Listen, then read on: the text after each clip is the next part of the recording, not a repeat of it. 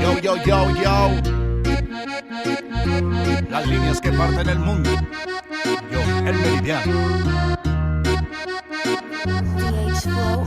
Que sepa el mundo que soy de orgullo moreno. Ande donde ande, no olvido de dónde vengo. Traigo la sangre de un indio todoterreno. En fuego como un 10 son los pies del Cuauhtémoc. Que sepa el mundo que soy de orgullo moreno. Ande donde ande, no olvido de dónde vengo. Traigo la sangre de un indio todoterreno. En fuego como un 10 son los pies del Cuauhtémoc. En una simple frase te explicaré cómo es mi gente. Si maltratas a un carnal, te devora la serpiente. Emplumada, va en picada, desquiciada el águila real. Le arrancará la cabeza a quien dañó su nopal. Somos un ejército cautivo esperando la señal pa' comerme al enemigo. Huitzilopochtli, dime si es rival o amigo. Que del ejército mexica tus guerreros siguen vivos. Soy un monstruo con la pluma, mis rimas envenenadas. Hoy me llaman Quetzalcóatl, soy la serpiente emplumada. Dueño de la tempestad y del tempo está muy claro. Un diluvio de verdad, en la instrumental soy Tlaloc. Certero en mi disparo, hilo y camino, el flechador del cielo. Pero con rimas, cultura de mi tierra que nunca se acaba. Con águilas y estrellas que vuelan desde la nave. Que sepa el mundo que soy de orgullo moreno. Ande donde ande, no olvido de dónde vengo. Traigo la sangre de un indio todoterreno. En fuego como un 10 son los pies del Cuauhtémoc. Que sepa el mundo que soy de orgullo moreno. Ande donde ande, no olvido de dónde vengo. Traigo la sangre de un indio todoterreno. En fuego como un 10 son los pies del Cuauhtémoc. Como aquí, bro, te juro no existen dos. Si voy a creer en alguien, solo va a ser en mi Dios. Yo me encomiendo a mi madre, que me cuida y me protege entre sierras. Amor de tonas y playa, sí, amor de mi madre tierra. El que nunca falla, el de sangre maya. El que va dejando huellas al que buscan y no hallan. El que da la talla, el que triunfa y calla. Al que copian y se basan, soy el calendario maya. Que sepa el mundo que soy de orgullo moreno. Ande donde ande, no olvido de dónde vengo. Traigo la sangre de un indio todoterreno. En fuego como un 10 son los pies del Cuauhtémoc. Que sepa el mundo que soy de orgullo moreno. Ande donde ande, no olvido de dónde vengo. Traigo la sangre de un indio todoterreno. En fuego como un 10 son los pies del Cuauhtémoc. Yo soy guerrero de orgullo moreno. Mis dioses son verdaderos. La Cozontli es el que cuida mis caminos y senderos. Mi tierra pinta paisajes de autor, la naturaleza es una obra de amor donde el artista se expresa. Mira y aprecia el arte de Xochipilli, mi diosa de la belleza. La guerra, el arte tienen cercanos roces. Netzahualcóyotl, rey con tintes de dioses. Un guerrero, poeta y muy pocos lo conocen. Hoy te lo recuerdo yo, el Sensontle y 400 voces. Guerreros y leyendas que la historia a veces calla. Dioses de un ayer, de un hoy y de un mañana. Yo me encomiendo a Cuauhtémoc y Pachita es quien me sana. En mi sangre sigue viva la cultura mexicana. Que sepa el mundo que soy de orgullo moreno. Ande donde ande, no olvido de dónde vengo. Traigo la sangre de un indio todoterreno. En fuego como un 10 son los pies del Cuauhtémoc. Que sepa el mundo que soy de orgullo moreno. Ande donde ande, no olvido de dónde vengo. Traigo la sangre de un indio todoterreno. En fuego como un 10 son los pies del Cuauhtémoc.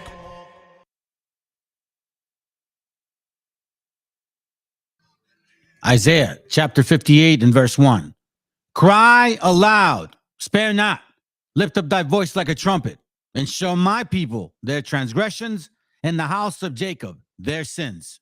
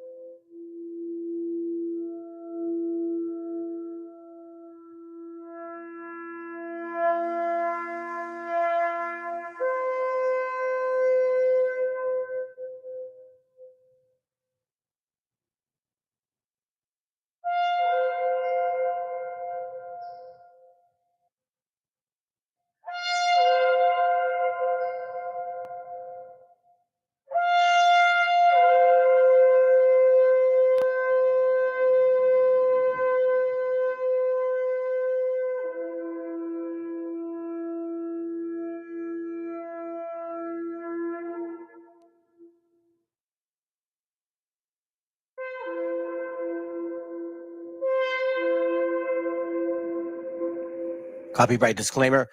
This content does not belong to Bible Chronicles or claim this intellectual property. The content provided today has and always will belong to the content owner.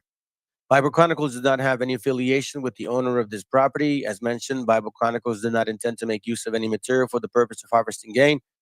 However, Title 17 of United States copyright law states material and use can only be done when it's for theological or general educational purposes, and thus Bible Chronicles believes that this principal material falls under fair use, which honors protection under Section 107 of the same U.S. copyright law.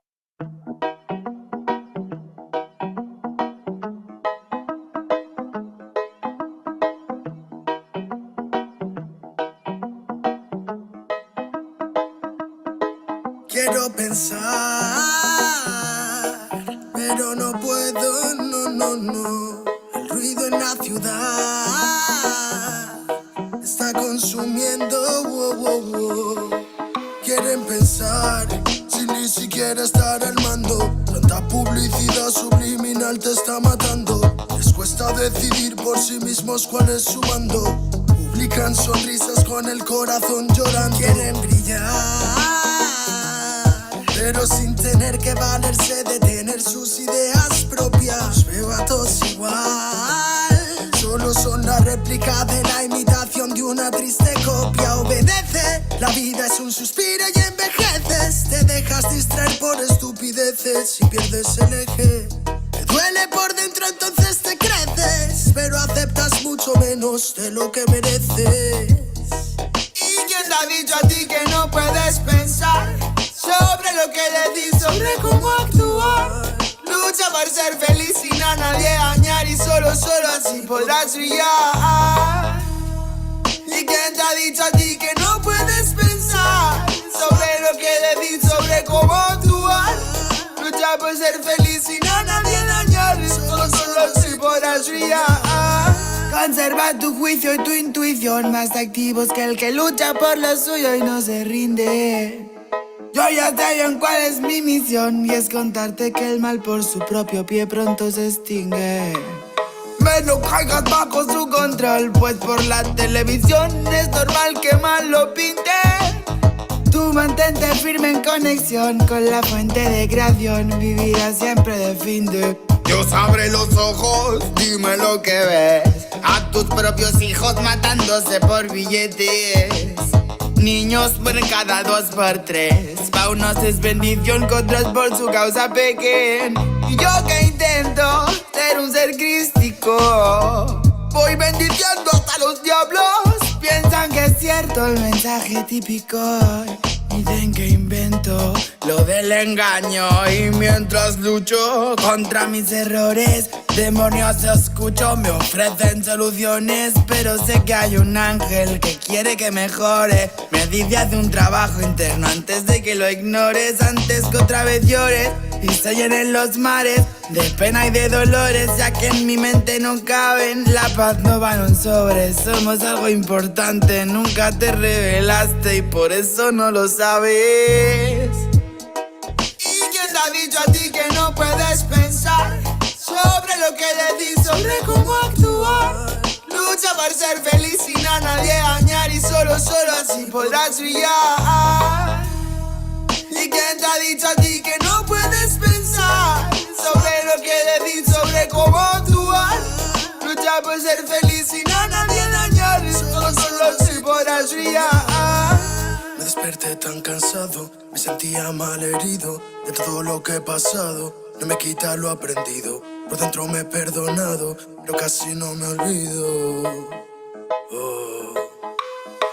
Me desperté tan cansado, me sentía mal herido de todo lo que he pasado. No me quita lo aprendido, por dentro me he perdonado, pero casi no me olvido, no. Todos repiten lo que dice el referente. Discursos vacíos lejos de ser coherentes. De lo que no sabes será mejor que no inventes. Investigues y no te dejes lavar la mente. ¿Y quién te ha dicho a ti que no puedes pensar sobre lo que decís, sobre cómo actuar?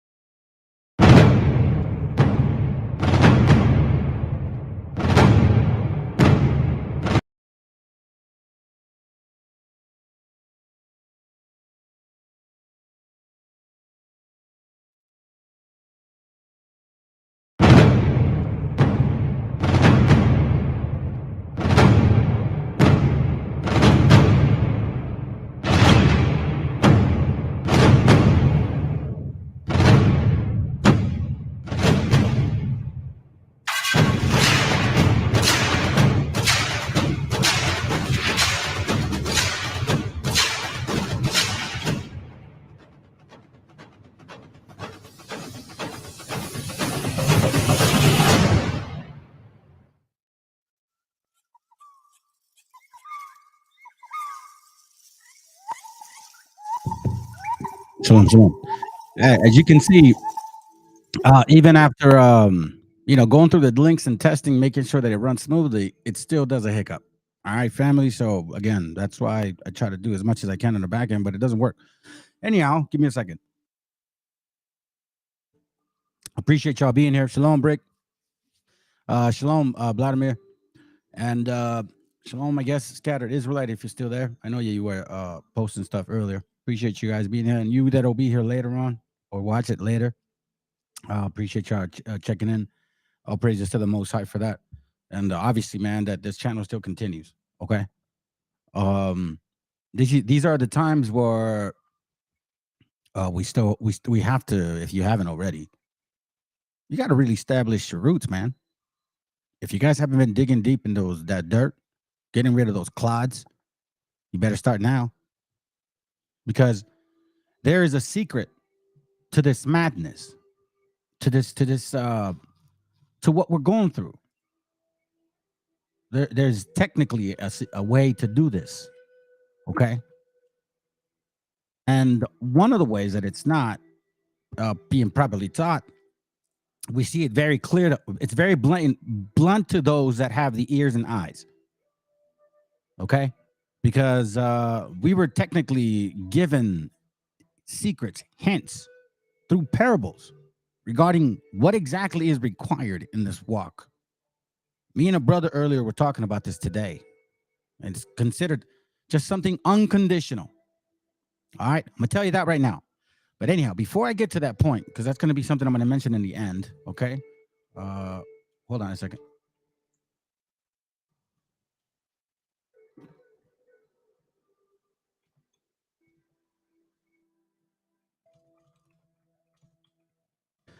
Notes for myself later on.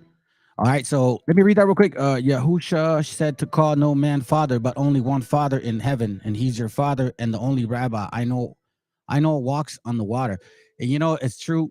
Matter of fact, so this is a side point, but I'm glad you said that, because one of the things that they teach in these camps, and again, and I'm not targeting just camps, this is all for any Christian that is still believing in the Christian doctrine, regardless of the image, family. It's not about the image right this point. Okay. Oh, by the way, my camera's it's disconnected, so you're not gonna hit camera today. It's not about that, fam. Okay. It's really deeper than this. Seriously. But let's begin in this class. I hope you guys can have, maybe hopefully your children are gonna be watching, because I am going to bring some information. I'm gonna be somewhat graphic. I need you guys to really absorb what I'm about to present to you, okay? Because a lot of times when we read this history and then we try to read the scriptures, we don't visualize. You see, and this is our job. This is our history, okay? So our job is our history. You brothers and sisters, specifically you brothers of who it belongs this book to, you are naturally lawyers, meaning that you have to understand the book back in like the back of your hand. Do you mean I mean is you have to know the history, how that applies to now, be in the past, and what may come about in the future. Give me a second. I don't like this music, man. It keeps pausing on. Come on, get off. Hey. All that. Get back. Come on. You suck. Hold on a second. I'm trying to put some drums with beats, and never seems to want to do that for me. Hold on.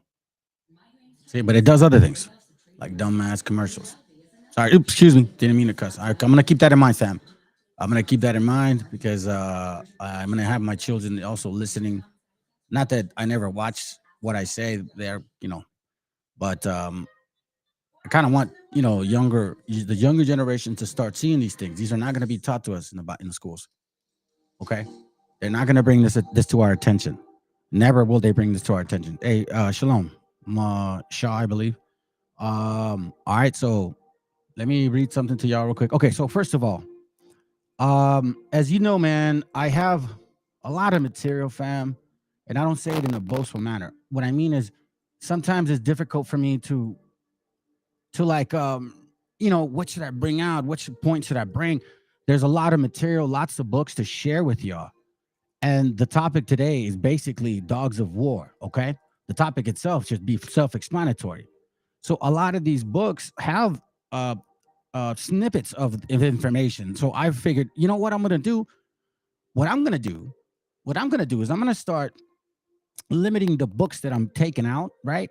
And then just kind of like, because this is gonna be a prolonged process, right? This isn't a race. This is a marathon, fam. So we're gonna stick to the point. I'm gonna bring up 2 books. Obviously, there's much more material, and I have another book like actual like this one. This is like the brief account, right? Not the original book. The original book, you actually can't download it. It downloads certain pages, not the entire book. I have the book, but I didn't want to take pictures of each page, and it's a hassle. So what I'm going to do is I'm going to show you this, and I'm going to show you pictures, okay? So now, this is one of the books. Now, as you know, I always bring up current news, I could say, before I get started. So I want to bring this up because I know that a lot of our brothers that may not be in the understanding of who we are according to the Bible, right? They may not know the understanding of the scriptures. They may not really have a grasp yet, but they are searching. And these brothers obviously are battling with some of these wabos that really believe that they're the people of this land. And I quite frankly I could wrap my mind around you being completely lost, but then when you make up information and then it's sufficient enough to go against it, you better question it. Because in this world, in this society, we are dealt by principalities and powers. Think about this, family. What is available for us to see, right? That is very clear, what nobody blocks it. I got to question it. But it's all those other ones that kind of mention things to you and are like, makes you think, man. You can't always go with the norm. So anyhow, this is interesting that this comes from like the way on top, or the way top, or to the way above. They're bringing out pictures that have been recently brought out regarding our people. Let's just listen in to my point. All right, it's in Spanish, but hey, it is what it is. All right, let's listen in for a little bit. En el siglo VI, pero en lo que es el periodo clásico maya. Sin embargo, Calakmul ya había sido habitado 3 siglos antes de nuestra era. O sea que a esos 1400 hay que sumarle 900. Estaríamos hablando de 2300 años de la existencia de Calakmul. ¿Por qué no pones la pintura de 300 años antes? He's about to show a picture from 2,300 years ago, 300 years prior to the Messiah. Okay, let's go. Cristo, de Calakmul, que son 2300 años. Esto es de hace 2300 años. Con la mujer del vestido transparente. Pay attention to the pictures, fam. And you see this this sister over here. Light skin, right? All right, let me let it play. Let's go. Mires, la belleza, el arte. 2300 años. Regresando. Los europeos que nos traen la civilización, que nos civilizaron, según la historia oficial y occidental y colonizante, 500 años. Oficial y occidental y colonizante, 500 años. Y esto 2300 años lleva. Esto es un templo que cubrieron con las nuevas, entre comillas, pirámides donde estuviste, ¿sí?, que son del siglo VI de nuestra era, está abajo. Yo entré y hay mascarones con estuco y estos murales. Esto es una joya. Esto no lo tienen en otras partes. Esto es un arte. Miren, todo esto. Eso es lo que está. Lo cubrieron, lo cuidaron, lo protegieron. Esto pasa también en Teotihuacán, como se le quiera decir. También debajo del templo del sol, de la luna, hay vestigios de culturas anteriores, de civilizaciones anteriores. Se funda. Now, I share this with y'all because this is deep, fam. Our history is deep.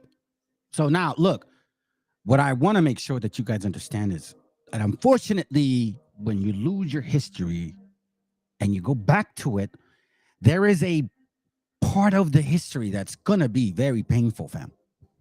That is going to want you to have hate, anger, resentment. And I'm going to bring up an important part at the end of the class that contradicts, that tells us not to be that way. Unlike what we're seeing in these streets.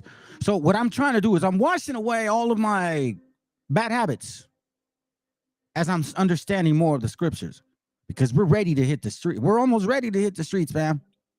That's something that I have in the Most High Spirit and it's putting upon me. But again, there's some things that I still got to wash away that I'm still need to understand.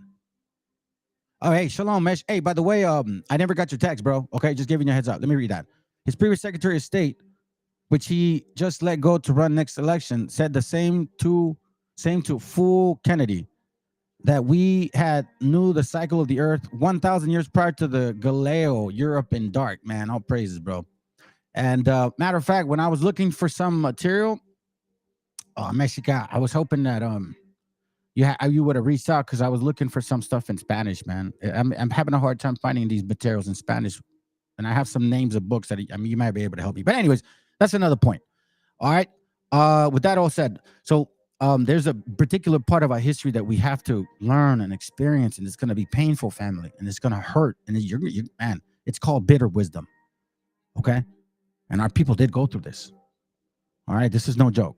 Now, why am I, showing you that aspect, right? So I showed you particular things that now AMLO's actually posting, like, hey, listen, we weren't civilized, like y'all say, and all of a sudden, because you guys came, we looked a certain way. No, we were a mixture of color. Just like the brother said earlier, where are you at, Scattered Israelite?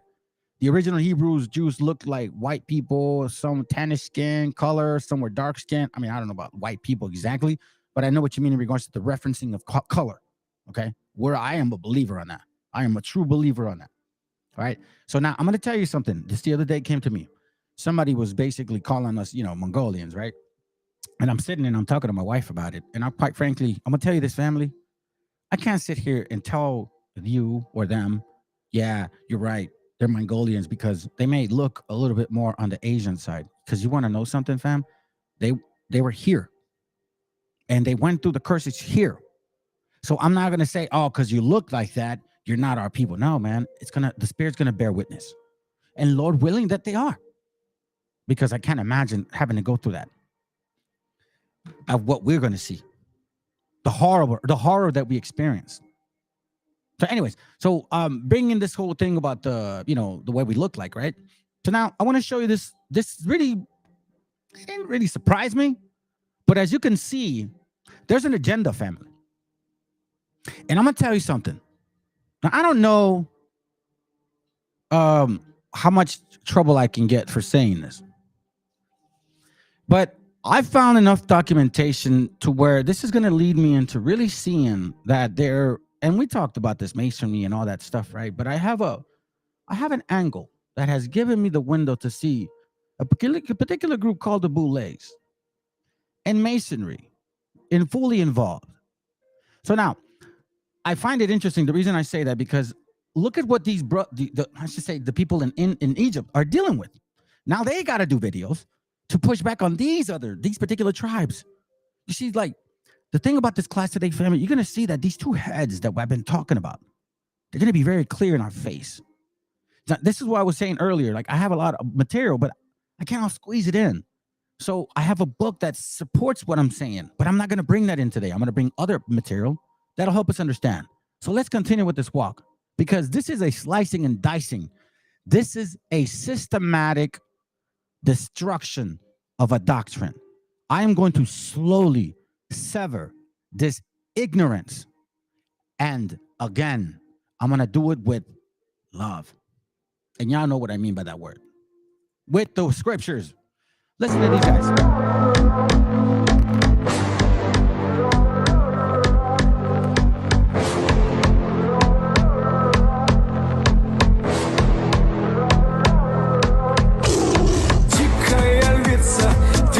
Царица, сок твой марихуана меня зачаровала. Дикая львица, ты моя царица. Нужен алкоголь, но же выпьем за любовь. Снова ругать кандалы, на руки мои ты надела кандалы. Где пропадаю, ты ночью гадала, а я с друзьями сгораю до талого. Голова сходит, похоже, с ума. Сумма в карманах у нас немала. Малая смотрит всю ночь на меня. Два виски с колы, детка моя. Из клуба ночью на машине тебе заберу. И не сказав родителям, на море увезу. Мы будем пить вино, потом пойдем смотреть кино. А после отвезу к утру тебя к себе домой.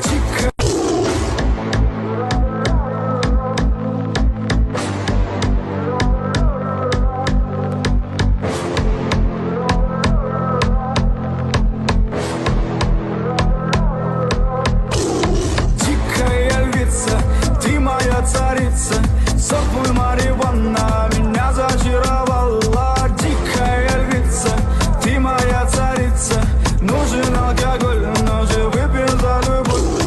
Снова ругать кандалы, на руки мои ты надела кандалы. Где пропадаю, ты ночью гадала, а я с друзьями сгораю до талого. Голова сходит, похоже, с ума. Сумма в карманах у нас немала. Малая смотрит всю ночь на меня. Два виски с колы, детка моя.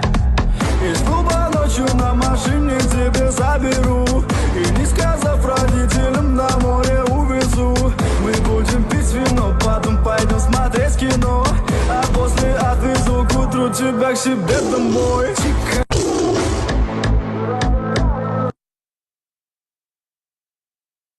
Why am I showing this? Because it's becoming very clear to me that this is a war, a psychological war on our people to keep you spiritually asleep. So the more information, the more attacks, the more people they use against the truth, they're gonna come from every direction. Family, we got wobbles, we got Hebrew converts, we got other religions that are trying to bring our people in. We got these other guys that are fighting the wobble, saying that we're not even the Hebrews, that we've been here 100,000 years. And all in all this time, this distraction. Through all of this distraction, right? There's one thing that is still being asked of you. And there's one thing that the people of the Bible are going to not do. And this is what we're not going to do, okay? Because we're trying to find the truth. I'm not looking for this to fit for an agenda or to fit a narrative. Listen, fam, as I'm reading, it's getting scarier because Mexico and South America is so mixed. It's getting scary, family. Which is why I do see a lot of people. Anyways, I'll leave it like that. But anyways, let's listen to this silliness. I just want to laugh a little bit here. Watch this real quick. I mean, just please, fam, no matter what you do, no matter how desperate you get, just don't do this. Talk about the greatest Mexican fighter to ever do it, Salvador Sanchez, a.k.a. Shaba. I believe that's how you pronounce the nickname they gave him. But what I want to talk about is a few things. One, for him to be a Mexican fighter, he did not fight in the Mexican style at all. This man is one of the most dominant fighters to ever step into a ring. And he was so slick. But he also had that Mexican style in his DNA where he could just sit there and brawl. But he had great footwork, great head movement, great timing, some of the most beautiful counter punches I've ever. The question that I'd like to ask the Hispanic community is, why does one of the greatest Mexican fighters ever look like the King of Pop? Why does Salvador Sanchez have an afro like the black Michael Jackson? Why does his eyebrows and his nose, his cheekbones, even his build, why does it resemble the King of Pop for him to be a so-called Mexican fighter? Something is going on here, and I want to get to the bottom of it. So we're going to compare these photos. Look at that. I'm going to go back to Salvador. Look at this man's afro. Look at the facial features. Look at the cheekbones, the nose. It's crazy. Even the eyebrows. This man looks like he could be kin to Michael Jackson. And this brings me to my final point, the point that I've been trying to make. I do not believe that Salvador Sanchez was Mexican. I think that this man is some form of mulatto. I think he's a brother. And the black community, we're claiming him, we're taking him back. Because not only do y'all not appreciate him, but y'all don't really deserve him.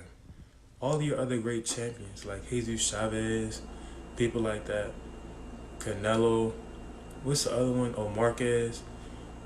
All of them fighting that Mexican style. But this man could do it all. And it's because he was black. He was black.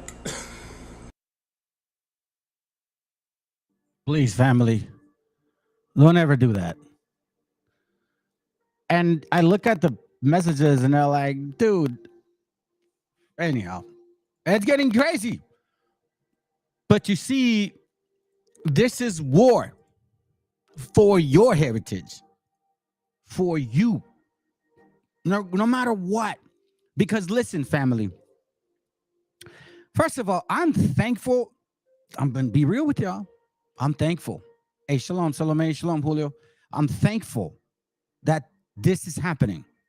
I'm thankful that these heathens did what they did, fam, because if it wasn't for them, we wouldn't be here today where we are in regards to our waking up. We needed them. And it's prophesied, like the scriptures say. So let's get into the class. Scriptures talk about this. Let's go to 1 Kings chapter 14. Remember, past, present, and future. Prophesy against Jeroboam. You guys know who that is regarding the king. All right. So guess what happens here? Let's go to verse 7. It says, go tell Jeroboam. Here, I'll do with this translation because this is the story. It says here, go and tell Jeroboam that this is what the Lord, the God of Israel, says to him. I choose you from among the people and made you the ruler of my people, Israel. I took the kingdom away from David's descendants and gave it to you. But you have not been like my servant David, who was completely loyal to me, obeyed my commands, and did only what I approve of. You have committed far greater sins than those who ruled before you. You have rejected me and have aroused my anger by making idols, metal images to worship. Because of this, I will bring disaster to your dynasty, okay? And I will kill your male descendants, young and old alike. I will get rid of your family. They will be swept away like dung. Listen to this. Any members of your family who die in the city will be eaten by dogs, okay? And who die in open country will be eaten by vultures. The Lord, I, the Lord, have spoken. I, the Lord, have spoken. So the reason this is important, yeah, right? For real, like, I'm glad you got what Mexican boxer had the record, the most championship title. He's like, it's funny, man, because I grew up boxing. My uncle, my brothers, anyways, doesn't matter. So I know my history. I really studied like old school boxing. And there's absolutely nobody in Mexico that does not honor this man. And by the way, he permed his hair. He doesn't even have curly hair like that. And the reason his nose is like that is because it's broken. This happens in boxing. And he doesn't fight like the black fighters. He has a very good footwork. Yeah, he bounces in and out. Who fights kind of like Marquez, kind of like Finito Lopez. But you see, you if you don't know boxing, you're just gonna see an afro and you're gonna say that's what he looks like. And this is what I want to make sure that we find out today, fam. Regardless of what they look like, afro, curly hair, blonde hair, it doesn't often matter anymore. Because thank God to them, we are finally start seeing. Because through history, through this pain, it's gonna bring you back to value your family, to value your brothers and sisters who suffered. Because when you see them suffer, you're gonna know, damn. You're gonna stop looking at them like your enemy. You're gonna start loving your brethren. That's what you're going to do. That's why these classes are about. It ain't to put hate on you and say, F the white man, F the black man, let's go hurt. No, man, I'm trying to educate you guys because the love has to be directed towards us now. Now that you know that our people have been doing this, going through this together, then together we help each other. When you see your brother out there selling ice cream cones, paletero, churros, Doritos, right? Elotes, remember that guy? That's what I want you to see. Because their job was to break that apart from us. Today we're going to read what exactly we went through. Deuteronomy 28 today comes alive. And you guys need to understand. Look, I did this video and I'm surprised that it's gotten so many views. I never did that. All right. So watch this. Hopefully, I don't think they'll block me because it's already from like recorded, right? So it's like vetted, whatever. Or processed. But I did one that says no one gets left behind. I understand that that's not going to be possible. I understand that, okay? But honestly, yeah, Mexican brawlers are brawlers, bro. I'm not surprised. Julio, don't doubt it. Hey, but you know what's so funny, bro? Even Julio had an excellent defensive skill. He was in and out of boxer, bro. If you look at Julio for what he is, he was a tremendous boxer. Tremendous boxer. Someone to admire. If you're just in there and you don't know anything about boxing, yeah, it's gonna look like, you know, he just gets in there and punches you and gets punched. Nah, bro, not at all. But anyways, look, I'm gonna leave it this way, fam, because I don't want them to block me. I don't think they will, but I want you to see the visual. All right, look at how they chased us. Pay attention. Maybe put yourselves in those shoes, fam. You got to see your family, your loved ones, your grandmas, your neighbors, tus vecinos, los abuelos, los señores de las esquinas, los trabajadores in the fields. You got to see your people like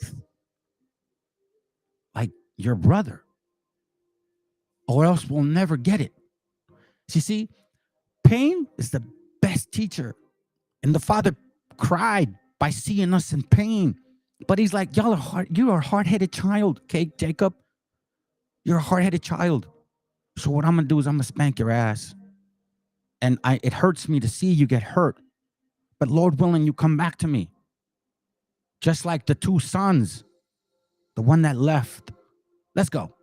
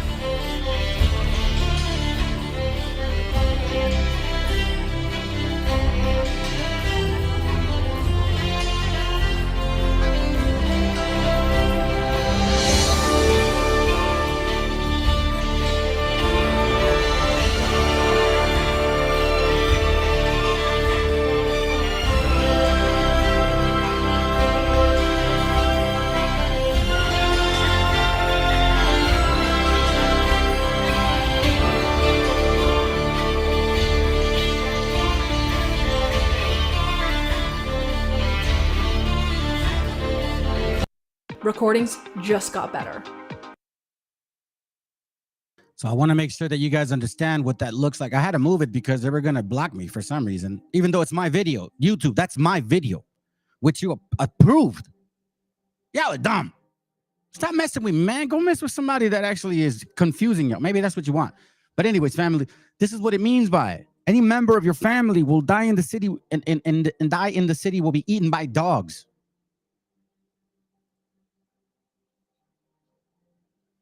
Let's see. Be careful how you run the quality. It takes down bandwidth. I see what you mean. Okay, got you. I mean, this is one example. So now I mentioned, see, I have this book, Dogs of Conquest, right? All praises to the Most High. It's an expensive book. I didn't buy it that expensive. I bought it like 4 years ago. And here, I'll show you real quick. Tell you, Dogs of Conquest for sale. Look, Amazon has it for like $500. You could find it for like 1,000, maybe, depending on the quality. But the point being is, fam, I didn't get it to that cost. I got it way less than that. But I've had it for a long time, but I wasn't ready until now. And I've shared it with you guys several times. So let's go into this book real quick. Okay. I'm going to mention certain things that talks about. Historians have agreed. Okay. This is the Dogs of Conquest. It says, historians have agreed that the Spanish conquest of the Indies was accomplished by men, horses, and dogs in that order. Men, horses, and dogs.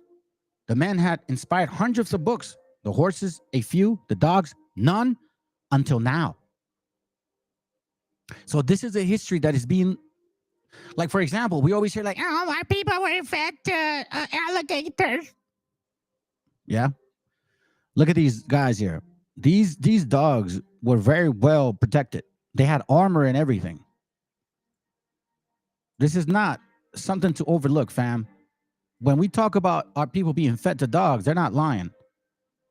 Okay. Let me see if I can find this one here. Dogs played a significant role. Here goes right here. Watch this. We'll start right around here. Page, it's just a preface. And then we'll skip a few. It is possible that the first European dogs brought to the New World were perros castos, or pure-blooded dogs. The Inca Garcilaso de la Vega tells us that such was the case with those initially brought to Peru. But at any rate, the condition could not have lasted long, just as men who were meticulous about limpieza, purity of blood, began in their hunger for women to produce a race of mestizos, so did their dogs who knew nothing about limpieza began to populate the Indian world with mongrels. So they say so. As you can see, they love to believe this, right? It says here, where is it at? Rich's dogs. So it's going to give you as history that they've been using these dogs for some time, okay? So I'm going to skip all this. I get to this point. All right, here we go. Look, listen to this. This is still the preface, all right? It says, these activities brought loud protests. Okay, hold on. Let me magnify this. Hold on. Sorry, my bad. These activities brought loud protests from Miguel de Serna, Bishop of Gomera, and Isabel recalled de Vera to Spain, where she was in the midst of a struggle with the Moors of Granada, a conflict in which dogs were much of use. Among the abominations, the dogs devoured the bodies of Moorish children that sometimes were left dead or dying in church steps. A Spanish dog named Mohammed and owned by Diaz Sanchez de Carvajal is said to have fought too valiantly at Granada that he received a horseman's share of the spoils.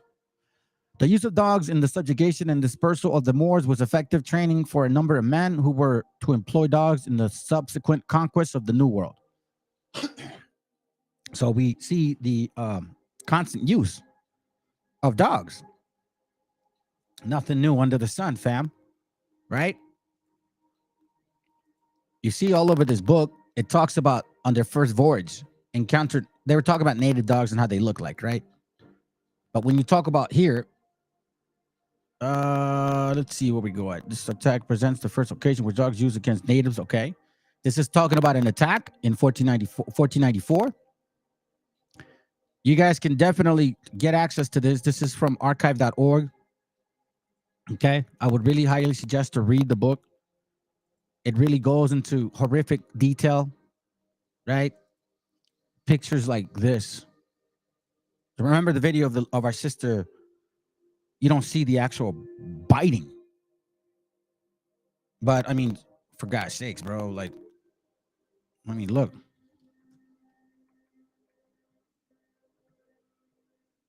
These things aren't kidding, man. These dogs are crazy. Look. There's a pit bull right here. Watch this. Look at this. This is a cat. Look at that. That's a cat, fam. So imagine that being a human being, a native, a trained dog to devour, to eat, to feed. To devour, to eat, to feed. Look at this. So this is a cat, but imagine a person. Imagine a person, family. This is what I need you guys to understand. You see, cats got 9 lives. Like, look at this. This is, and remember, keep in mind that the skin of a human being, okay, is nothing compared to like boars or animals. They're tougher. They got fur on them. Our skin is nothing like that. Come on, man. I could scratch you, cut you with my nails. And Indians hoped to deter the invaders by planting no more maize, but thus left themselves with nothing to eat except yuca.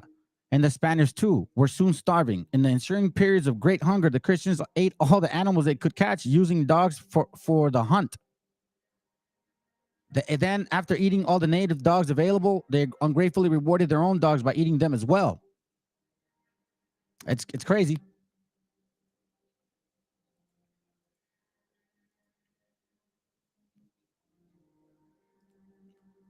Archives in court, lawsuit for copyright infringement, meaning writers are not getting royalties. Don't doubt. Go.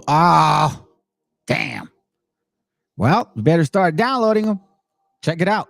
The Spanish dogs. You see this picture? I'm just going to let this picture speak for themselves. Look at this. The military, the rifles, the swords, the dogs. Look at our people. They got armor. These dogs got armor. And remember, keep in mind that they are used to tearing the flesh of boars. Hunting game. We don't have the skin for that. We don't have the skin for that, fam.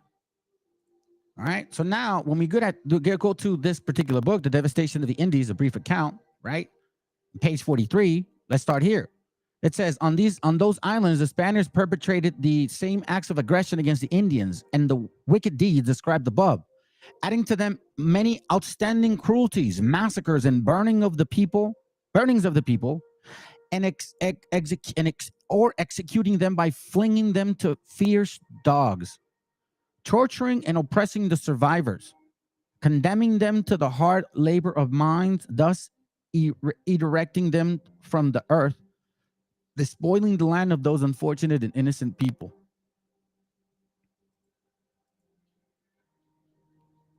Yeah, they're getting desperate, man. It's only Lord willing, there's still a few of us left who are fighting for the truth, not for money and not for fame, because we just want. I'll tell you why, man. At the end of the class, you're gonna know what the point is. Because honestly, I appreciate the Most High for what He revealed. He's guiding me, saying, "Yo, you need to correct your teaching, man, and make sure you let them know what they're not supposed to feel." The people were killed by swords, by fire, by being torn to pieces by the fierce dogs kept by the Spaniards. Okay? I'm going to show you something. And I know that I need you guys to see this. And why does it matter? Because, listen, all of this is to show you that your history does matter.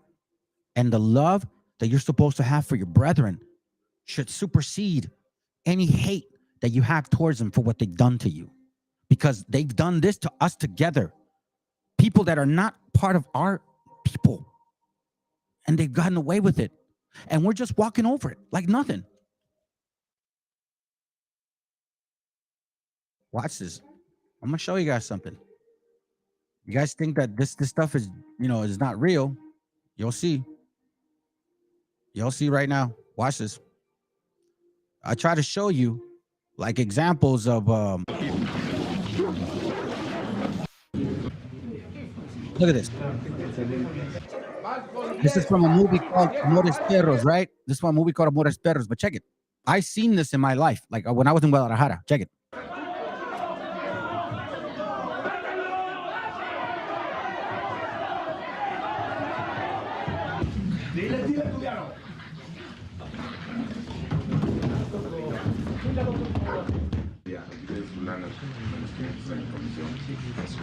Ahora tú cruzas, o sea, salte.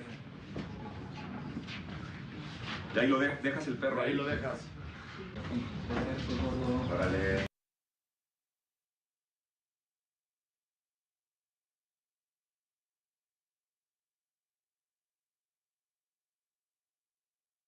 Leanna Lynn relies on.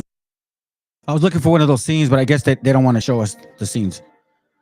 Because you have to know what it means to be torn by pieces, by the fierce dogs kept by the Spaniards, and by being tortured to death in various ways.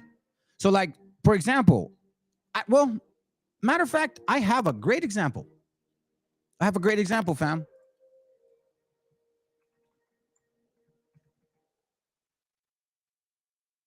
I'm a great example right here. And I know this is going to hurt you guys and it's going to be painful, but I need you guys to understand what happens. This is real stuff. Okay. Let me see if I can get a little more. Sorry to scare you guys, but you have to know that this is real.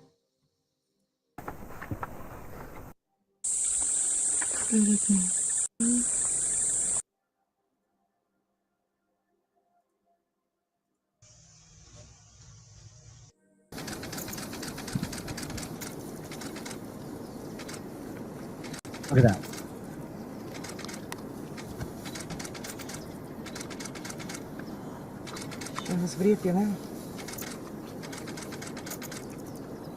Eating them alive, family.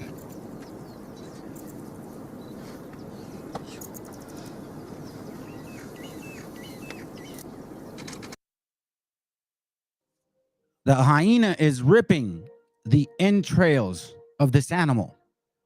Now, I don't know what's keeping him alive, but I know for a fact that this happened to us. The books are showing it. You cannot get around this anymore. When I read material, when I read books, or when I see videos like, oh, poor so-and-so people, they must be the real Jews. But who in the world is ignoring this here? Why is this not important to you guys? Or is this the proper way? When people say, for example, family, when people say, hey, yeah, well, we conquered you guys. This is our country now. Really? You're okay with this?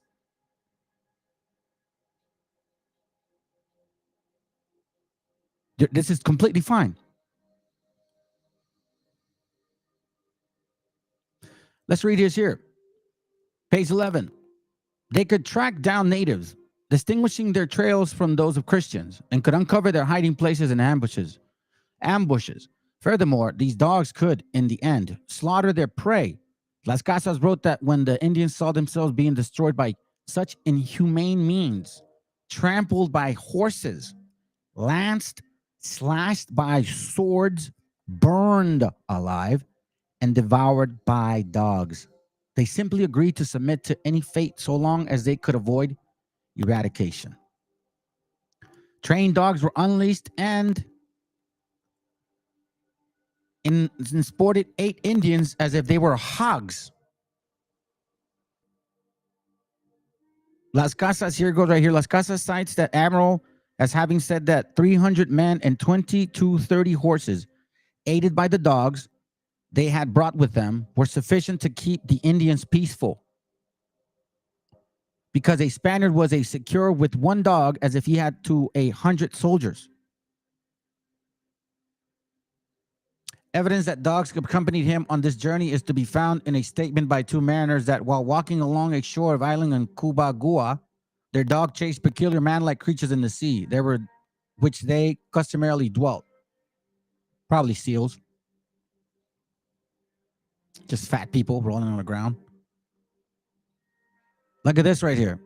On the last day of August 1492, Columbus vessel anchored on Hispaniola at a site to which Bartolome 2 years previously had moved the settlers of Isabela, and the Columbus was to name Santiago Domingo. Here the admiral found sickness and hunger, and here he received news of the rebellion of San Francisco Roldan and his followers. After some pursuit and several hangings, a fair peace was established by which the admiral gave allotment of Indians to Roldan and his men in a system that anticipated the repartimiento and was to increase continuously the necessity for trained dogs.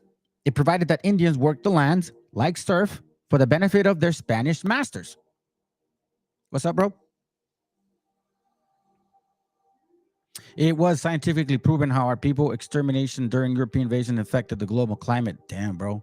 See, I want to see that, man, because I can imagine that. Think about it, like how the agricultural cycle, I could understand the tilling of the ground, right? The 7-year process, the cycle, the oxygen. Yeah, man, I could see that. Which a drop in carbon. Oh, there it goes. Emissions from the great dying of Native Americans. The world's global temperature dropped by about 0.015 degrees Celsius, according to the study. That's deep, though. Yeah, it's a pretty good book, man. It's scary. It's pretty heavy, man. It's a pretty heavy book. I mean, it just goes into the actual like detail in regards to like just how they use dogs. Las Casas noted the ironing of Spaniards with scarcely a shirt to their backs, rewarding the continuous service of their vessels with lashes across their naked bodies and the distasteful epithet, dogs. See, these guys are just, I mean, you can go back and forth on this, man. It's just horrific. This is the Dogs of Conquest. Sorry about that, fam. Sorry, I wasn't the Dogs of Conquest. This is the brief account. So now let's go into, I'm jumping back and forth. You guys pay attention. I'm checking back and forth. Look at this right here. It says here, let me read this. This is page 56. The governor could obtain 50 slaves at a time by threatening the cacique, which being burned at the stakes or thrown to fierce dogs if he refused. Since the Indians do not commonly have slaves, at the most a cacique may have 2 or 3 or 4. He simply went through the settlement, taking to begin with all the orphans. Now, keep in mind, fam, that a lot of these caciques were not our people. These were Africans who were mixed with Spaniards, right? Regarding the mixture, keep that in mind, all right? So then they could either say, oh, I'm cacique now. Oh, I'm mestizo now. Oh, I'm African now. I've showed you guys videos where they purposely changed their title to either not pay taxes, tribute, or whatever benefit. To this day, they're doing it even now. Look at this right here. Oh, and these stewards, let's see, these stewards slew many. Okay, here goes. These stewards, page 78. Just Google dogs, you'll find it. These stewards slew many Indians by hanging, burning, and being torn to pieces by savage dogs. Also by cutting off the hands and feet and heads and tongues. And for no other reason than to spread terror and induce the Indians to give them golden tributes. And the egregious tyrant well knew that these things would have been given without all those floggings, beatings, and buffetings, and all the cruelties that were practiced every day and every hour. Let's go to Jeremiah 15. All right, watch this real quick, fam. Jeremiah 15, watch what it reads. At verse 3, it says, I, the Lord will not relent. Let me go into the Apocryphal. I just like it. I'm sorry, the King James. Jeremiah 15:3, it says, and I will appoint over them 4 kinds, saith the Lord. The sword to slay, which we know it. The dogs to tear, which we're reading. And the fowls of heaven that would eat the carcasses. And the beasts of the earth to devour and destroy. The beasts of the earth, which ones? Pigs. The beasts of the earth to devour and destroy. Why? Because we never dealt with pigs. Do you realize that when they first released pigs here in America, they decimated all the actual harvesting? Because they're not used to the flavor of this continent. That's a fact. That's funny. I don't think he is, bro. Solomé, I don't think he's black, bro. I don't think he is. But I appreciate you, man. Appreciate you, brothers.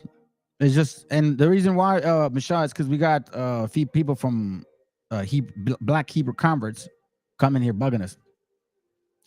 But anyways, let's continue the direction. So 4 kinds: dogs, right? Swords, beasts of the earth, and fowls of heaven. And we see this in Leviticus 26. Watch what he says. This is the actual curse. It says here, if you keep graven images from you, if you only worship the Most High, this will not happen to you. But if you don't, this is going to happen to you. Leviticus 26, 22. Watch what it reads. I will also send wild beasts among you, which will rob you of your children and destroy your cattle and make you few in numbers, and your highways shall be desolate. Now, I'm going to tell you this right now, fam. There's absolutely nobody in this world that can say that we were left few in numbers. Who took our children, sent wild beasts, destroyed our cattle, and decimated us in few numbers, and totally destroyed our construction. You saw AMLO say that they literally destroyed all that, and on top of it, built cathedrals. On top of it, built cathedrals. So there's absolutely nobody else that could say this happened to you. No, I'm sorry, Canaanites. This did not happen to you, because they were not taking your cattle, dummy. Because, well, that's clear. And you weren't left few in numbers. And your highways weren't desolate, because if you were a Hebrew, you wouldn't be from Africa.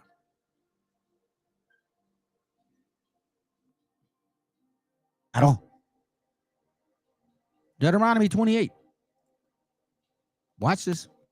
26. And thy carcasses shall be meat unto all fowls of the air, and unto the beasts of the earth, and no man shall fray them away.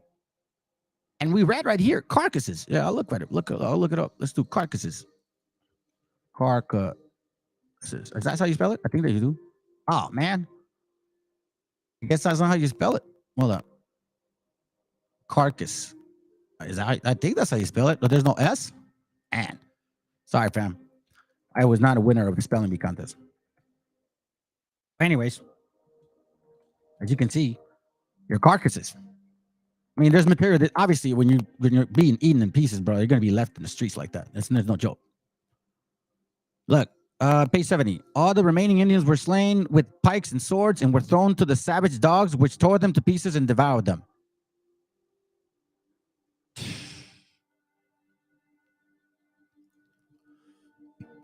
And thy carcasses shall be meat unto all the fowls of the air, and unto the beasts of the earth, and no man shall fray them away. Well, now let's watch this real quick. I want this to sink in, fam. I want this to stick to you.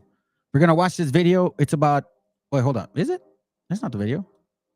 Hold on. Oh, this is a minute-long commercial. I need you to watch this, okay, fam? I may jump in. We're gonna jump it in pieces. If it seems kind of boring, then I'll just speed up through. Okay, let's go. 1494. Columbus approaches Jamaica, what would become Puerto Bueno. Painted natives are gathered on the beaches, carrying weapons to defend against invasion. Columbus is not looking to make peace. He's looking to show strength and get revenge for the destruction of La Navidad, a Spanish settlement destroyed by natives the previous year. Aggression might frighten the natives of Jamaica enough that they would avoid future hostilities. Conquistadors take the shore, firing crossbows and slashing with swords, but the natives don't retreat. Then the Spanish release the warhounds. Massive 200-pound mastiffs and lightning-fast greyhounds rush the shore. As the gnashing teeth tear into the flesh, others flee in terror. The ones caught are ripped to pieces by the pursuing dogs. The Spanish admiral takes the now vacant but bloody beach and claims the land for Spain. Columbus later reflects in his journal. He writes that when fighting Indians, one dog is worth 10 soldiers. Welcome to Dates and Dead Guys. Our topic in this episode are the warhounds, a secret weapon of the conquistadors, and one that is often overlooked in the Spanish conquest of Central and South America. If you were to rank the reasons for Spanish success in the conquest of the New World, the top of the list would probably include things like disease, guns, steel, and probably horses. But in the shadows of the history, the tracks of the dog show an ominous presence in the conflict. Cultures throughout world history have used dogs for the purposes of war, and as early as 1260 AD, they were used in Spain. Christopher Columbus, mostly nice guy I hear, brought 20 dogs with him when he returned to the New World in 1493. Most of the dogs used by the Spanish were either mastiffs or greyhounds, and the reasons are obvious. Mastiffs are massive and intimidating, and greyhounds are fast as hell. They are also lovable, but good at ripping throats. The invasion of Jamaica, referenced in the opening, demonstrated to the conquistadors how useful these dogs could be. As decades of conquest rolled on, they would be used more and more, and very famous conquistadors, including Ponce de Leon, Hernan Cortez, Hernando de Soto, and Francisco Pizarro, will all use warhounds. Gonzalo Pizarro, the brother of Francisco, used them too, but unfortunately he eats most of them when his men run out of food on a disastrous expedition in 1541. We read that, okay? So let's skip here real quick. Look what they look like. Vulnerable areas of these dogs were often covered, and spike collars were pretty common. Armor sometimes, but thick quilted layers were probably the most common thing used to protect them against arrows by the natives. These dogs were very loyal to their owners, but they were vicious in attack. An excellent and serious example comes from a book with a silly title, The Paw Prince of History, written by Stanley Coren. He Write that information down, fam. writes of the 1495 Battle of Vigo Real in Haiti, quote, "Native forces, numbering the thousands, advanced upon the small band of Spaniards. Columbus had given control of the dogs to Alonso de Orellana, a small man who combined physical courage with a personality disposed toward violence and rash cruelty. He gathered the dogs in the far right flank and waited until the battle had reached a high level of fury. He then released all 20 mastiffs, shouting, 'Tomalos,' meaning take them or sick them. The angry dogs swept down on the native fighters in a raging phalanx, hurling themselves at the Indians' naked bodies. They grabbed their opponents by their bellies and throats. As the stunned Indians fell to the ground, the dogs disemboweled them and ripped them to pieces. Spinning from one bloody victim to another, the dogs tore through the native ranks. One observer of the battle, Bartholomew de las Casas, reported that in less than 1 hour, each dog had torn apart at least 100 Indians. Family, I want you guys to remember what he just said. In less than 1 hour. Okay? I'm going to show you something pretty soon, but let's continue. In less than 1 hour, okay? Well, let's go back. I want you to pay attention. Let me read it. Let them finish, and then I'm going to read something to you. They grabbed their opponents by their bellies and throats. As the stunned Indians fell to the ground, the dogs disemboweled them and ripped them to pieces.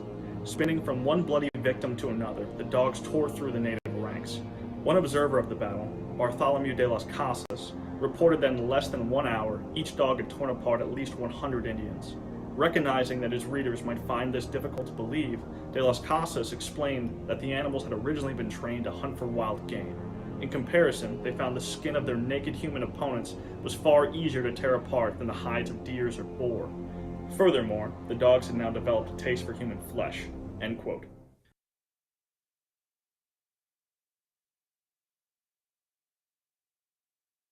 Well, now let me go ahead and skip this real quick. I'm glad I paused it right then and there. So now let's remember what he said. It says here, as dogs stunned Indians fell to the ground, the dogs disemboweled them and ripped them to pieces. Spitting from one bloody victim to another, the dogs tore through the native ranks. One observer of the battle, Bartolomé de las Casas, reported that in less than 1 hour, each dog had torn apart at least 100 Indians. Okay, so you remember what we read in Jeremiah. So now let's go to Ezekiel, and I'm going to take you somewhere else. Okay, so this is a precept upon precept. Ezekiel 14:21. Watch what it says here. It says, "For thus saith the Lord God, how much more when I send my 4 sour judgments upon Jerusalem, the sword, the famine, the noisome beast, and the pestilence, to cut off from the man and beast." All of this happened to us. Okay, so now remember, he talked about in 1 hour. You see, fam, this is why you need to understand history with Bible. It says here, Habakkuk 1:5, "Behold, ye among the heathen, us among the heathen, regard, and wonder marvelously, for I will work a work in your days, which ye will not believe, though it be told to you." So what I'm going to share with y'all, you're not going to believe it, even though I'm telling you. Okay? It says here, their horses are swifter than the leopards. Verse 8, "Their horses are swifter than leopards and are more fierce than evening wolves. And their horsemen shall spread themselves, and their horsemen shall come from far. They shall fly as the eagle that hasteth to eat." Now, why am I reading this? Because of this, fam. Because of this. It says, hold on, watch this, because it's interesting that we find particular statements giving us an idea of who these guys are, telling us what they would say, what kind of words. Remember, fam, past, present, future. The Most High opens that window to you that actually is sincere about not just keeping the laws, but it's sincere, that you really are repenting, right? And there's other work involved. But check this out. I'm telling you, family, this is getting crazy and crazy and crazy. This is from the golden age of the Moors, right? Watch what he says. It says here on page 336, the color of the conquering soldiers was described vividly by European scholars who sympathized with Christian Spain. We know now that the Africans and the Assyrians and the Muslims together, they conquered Europe. Together they did that. Yes, we understand that now. And they conquered the Visigoths, which is the Anglos, right? So watch this. So when they came into Europe, watch what this writer says about the Moors on how they conquered the Europeans. He has sympathy for the Moors. For the Anglos. The reins of their horses were as fire, their faces black as pitch, and their eyes shone like burning candles. Watch this. I'm sorry. I'm reading this real quick. My bad. All right. So watch this real quick. The golden age of the golden age of Moors, page 336. Watch what it says here. The color of the conquering soldiers was described vividly by a European scholar who sympathized with the Christian Spain. The reins of their horses, meaning the Moors, were as fire. Their faces black as pitch, meaning what they look like. Their eyes shone like burning candles. Watch this. Their horses were as swift as leopards, and the riders fiercer than a wolf in a sheepfold at night. What? Their horses were as swift as leopard and more fierce than the evening wolves. Okay? It's like, wait a minute, hold up. What? And then it says, the nobles, Goth, were broken in an hour. Quicker than tongue can tell. Oh, luckless Spain. Oh, luckless Spain. Let's go. Recognizing that his readers might find this difficult to believe, De las Casas explained that the animals had originally been trained to hunt for wild game. In comparison, they found the skin of their naked human opponents was far easier to tear apart than the hides of deers or boar. Furthermore, the dogs had now developed a taste for human flesh. End quote. It's a terrifying picture. Now, Las Casas' account sounds exaggerated. There were 20 dogs, and he says they each killed 100 native teeth. They laid open their victims to the entrails. End quote. A Mayan priest that was imprisoned by the Spanish said that he witnessed mastiffs destroying the faces of his people. Certain dogs were so effective that they became notorious to the native groups they encountered, and some are even still known today. Amigo, who was with Cortez in the... Ow. I didn't expect that to be there that quick. So anyways, let's listen to this. Thrones. That guy was a prick. The effectiveness of these dogs... Now, I'm going to show you this real quick, so let's not forget. Let's go back to the scriptures. I need this to make sure that it sinks in, fam. You got to connect the dots here. It says their horses are swifter than leopards and are more fierce than the evening wolf, meaning that the enemy is going to come this way like that, right? With that particular aura, with horses, fierce like leopards. Their horsemen shall spread themselves, and their horsemen shall come from afar. They shall fly as the eagle that hasteth to eat. So, remember Deuteronomy 28, right? 28:49. It says here, a nation from afar. The Lord shall bring a nation from afar, from the end of the earth, as swift as the eagle flieth. A nation whose tongue thou shalt not understand. Thou shalt not understand, right? So check this out. I want to show you something real quick.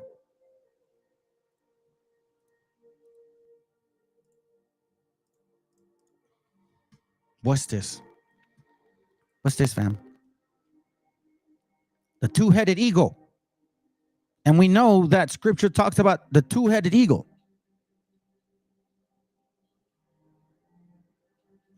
Let's continue. Led to increased sadism among the Spanish.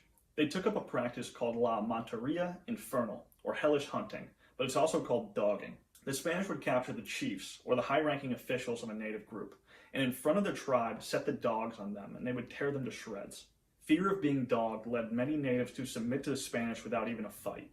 Many of the conquistadors, despite being devout Catholics, were not the best people. Many didn't see value in the life of natives, and others literally found sport in killing them. Las Casas again wrote that it was not unusual for one Spaniard to say to another, quote, "Lend me a quarter of an Indian to give my dog some meat until I..." You see that, fam? It's all good, Mashal. Don't worry about it, bro. Lend me a quarter of an Indian to give my dogs some meat until I kill one next. Do you guys realize that the babies, our children, the tender bones of a child, the richness in their blood? Why do you think they have people sacrificing children? Crazy stuff. That's what I hear. That's what this conspiracy is. Supposedly the blood regenerates. It's just really sad, fam. Let's go. I kill one next, end quote. The thought was that giving them the meat of the natives would make them more vicious when used in battle. There's another example of a Portuguese man, not a Spaniard, but still relevant, who was seen hanging quarters of an Indian up to later feed to his dogs. Violence with dogs would also sometimes be used for sport. This game. There were stories of conquistadors setting the dogs on innocent people and taking bets on where the dog would bite first or how the person would die. Throat, blood loss, body cavity ripped open, but it didn't always go according to plan. The most famous warhound of them all was Bersarillo. The name means little bull calf and Becerrillo, como un becerro, like a little bull. Look at this, fam. These are like pit bulls, man. Let's go. he was a mastiff. The handler of this dog was a Spanish captain named Diego de Salazar. He was not a nice person, but he was excellent at handling this dog, and Bersarillo was famous for a reason. One night near Capara, a Spanish force is down for sleep when Bersarillo starts barking and sounding an alarm. There was a sneak attack from the natives. The Spanish were able to rally in the battle with the help of armor, guns, and swords, but when the bodies were examined after, it was said that 33 had wounds from Bersarillo, with the dog potentially killing many of them. But on another occasion, Bersarillo was far kinder than his Spanish counterparts. In 1514, he shot with arrows when attacking Carib warriors. And he dies later. All praises. Damn dog. Damn dog, man. Check this out. Show you guys some visuals. We're almost done, fam. We're almost done. Look at this. Okay. But now I want to show you this. See, we're missing some info. We know that certain people conquered that area, and certain people acted like they were Europeans at that point because they were conquering that land. Now, they took it upon themselves to carry that black eagle. You see, the book that I have, family, it actually shows that they buffered. They used the right hand man of these people was these Africans. And I'm going to show you why I say this. And you see this whole thing about that whole Willie Lynch and breeding and all that crap? That's a lie, family. Look at this picture, and I want you guys to pay attention. You see, we look at these pictures and we just ignore them. But look this out. You see this guy here? Who is he? Now, look at the size of this man. Look at his feet. He's taller than the horse. The horses are as tall as this guy. This guy's shorter than the horse, kind of like that. This dude is bigger than them. His head is bigger than them. He's a big man. Why do you think we have football players this size? This is nothing new under the sun, family. There was no mixing, the breeding to get. No, that's a lie. And that whole caste system, that's a lie too. That's not true. They already looked like that. They already been mixing together for a long time. And then they grabbed several of our sisters. And yes, we do have the heathens within us. But you're going to be squeezed the hell out. These are facts. Who's this guy? Well, I tell you who that guy is. It's the same guys. These two guys use these animals. These two nations were a fierce nation. Verse 50. A nation of fierce countenance, which should not regard the person of old, nor show favor to the young. If you look at that picture, you can look at this picture. Look, our brothers are like, hey, man, we want to be friends. This guy looks mad. Fierce countenance. That shall not regard the person of old, nor show favor to the young. Do you think that we know now that a lot of these weren't even soldiers? They were just adventurers trying to get a piece of the pie. Which is why they just didn't care anymore. We were nothing to them other than somebody to take the heritage from, because one thing they knew is if we get rid of these fools, this is our promised land. You see, I'm going to tell you something, family. I'm going to tell you something, because the Bible tells us that this would happen to us too. Watch this. Ezekiel 23. It says, 25, and I will set my jealousy against thee, and they shall deal furiously with thee. They shall take away thy nose and thine ears, and thy remnant shall fall by the sword. They shall take thy sons and thy daughters, and thy residue shall be devoured by fire. Check this out. They shall take away thy nose and thine ears. Now imagine, family. These are pliers right here, okay? Now, I remember when I was little, my mom would grab my orejas, or she would grab the side of my hair, right? Side of my hair, right? Boricuas, that's right. She would grab the side of my hair and pull it. Or she would grab my ear and pull it and twist it sometimes. These are pliers. Hands cut off, noses chopped off, ears chopped off, dogs being unleashed. You should die by the sword, by the beast of the field, by pestilence. Look at this. Thrown off of cliffs with our heads chopped, bodies blunted with daggers, hands cut off. You're like, what the hell is going on?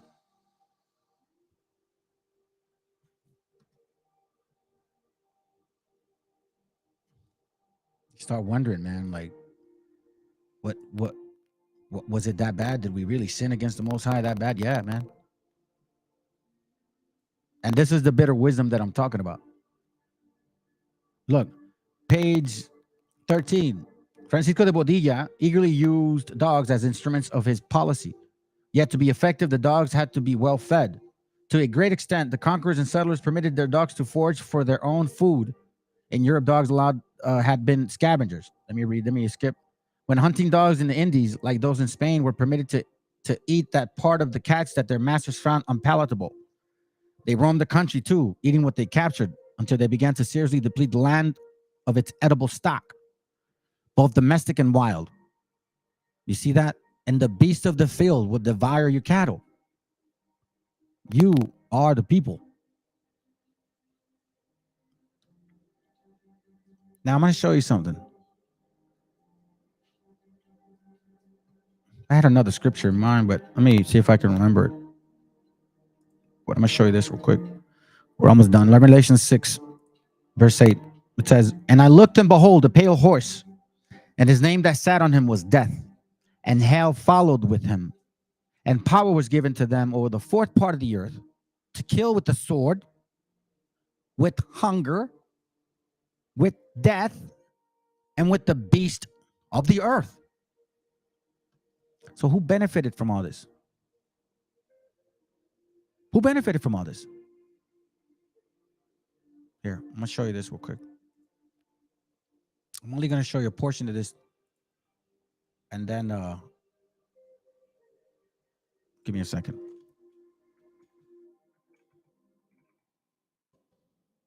Give me a second, okay?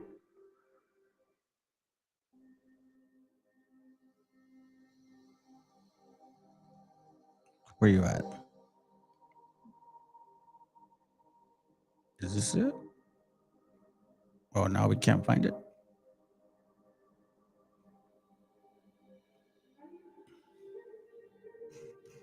I had the book.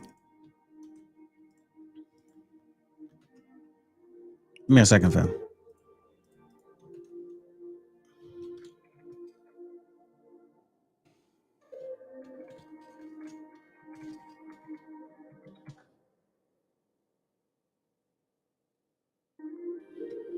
Just want to read this to you guys real quick, and then we're going to move on because I'm almost done.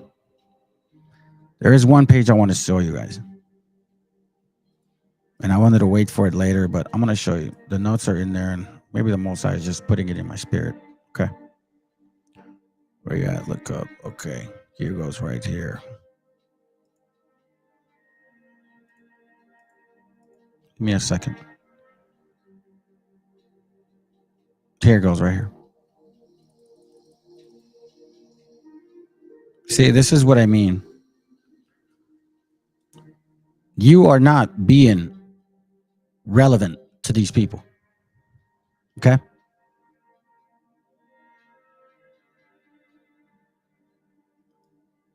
Watch this real quick. It's from the same book that Canaanite brought out, Nate the Snake. I'm just going to read this part in section on page 7. Watch what they say. It is a Jewish merchant. Matter of fact, let me go back here so you could see what goes on. In the black metropolis, they are forming in the core areas of all great American cities. In Harlem and Lawndale, Watts, and in barbecue pits of North Philadelphia. It is the Max Gordons and the younger, more Americanized co-religious that form the business infrastructure. It is a Jewish merchant, grocer, and landlord who has become the face of the white urban America.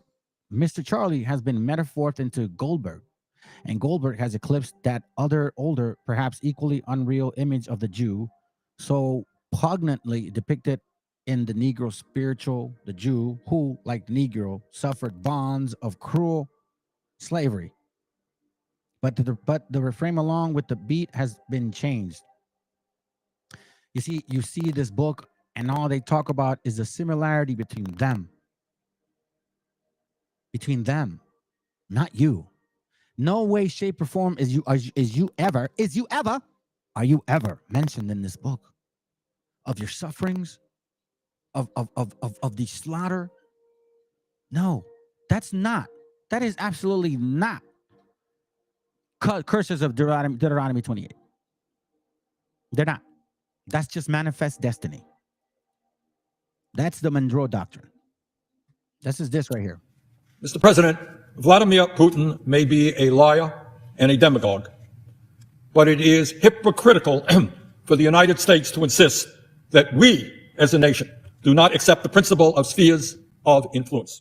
Hostility to early NATO expansion is almost universally felt across the domestic political spectrum here, end quote. For the last 200 years, our country has operated under the Monroe Doctrine.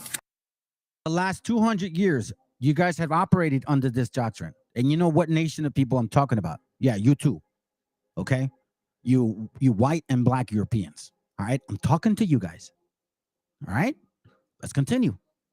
You're not going to run away from this because I know that, well, there's a party that says, yeah, we did that. But oh, well, you got the Donald Trumps. And then you got the wobbles or these converts that say, that's not us. We never did that. BS. We know you did. And this is what's going to be the great awakening. And this is what's going to turn everybody against this land. Because they're going to find out that it was two people involved. And those two people are the only ones that are claiming to be the Jews of the Bible. That's why in Revelation 2:9 and in Revelations it says 2:9 and 3:9, and you wonder why is it together one page after the other, and it says something different. That's right. Nowhere to run, bro. Nowhere to run. I'm after you. I'm after y'all. Let's go. Embracing the principle that as the dominant power in the Western Hemisphere, the United States has the right, according to the United States, to intervene against any country that might threaten our alleged interests. That's United States policy.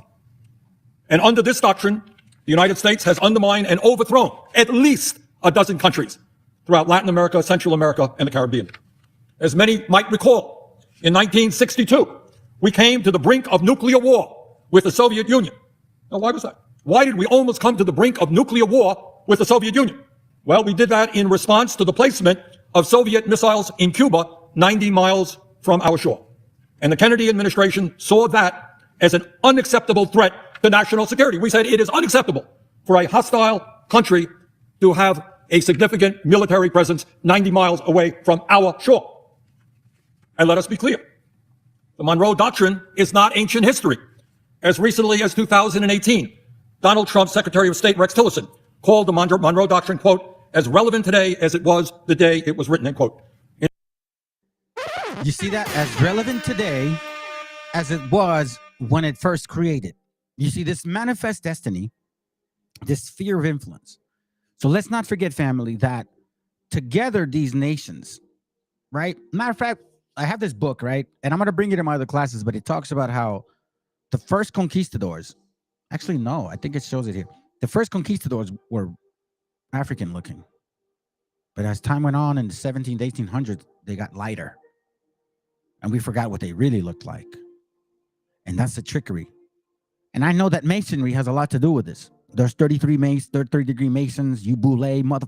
Oof, I was about to curse because I know you sneaky bastards. I know what y'all doing. You're the ones that are feeding these wobbles, this BS stories.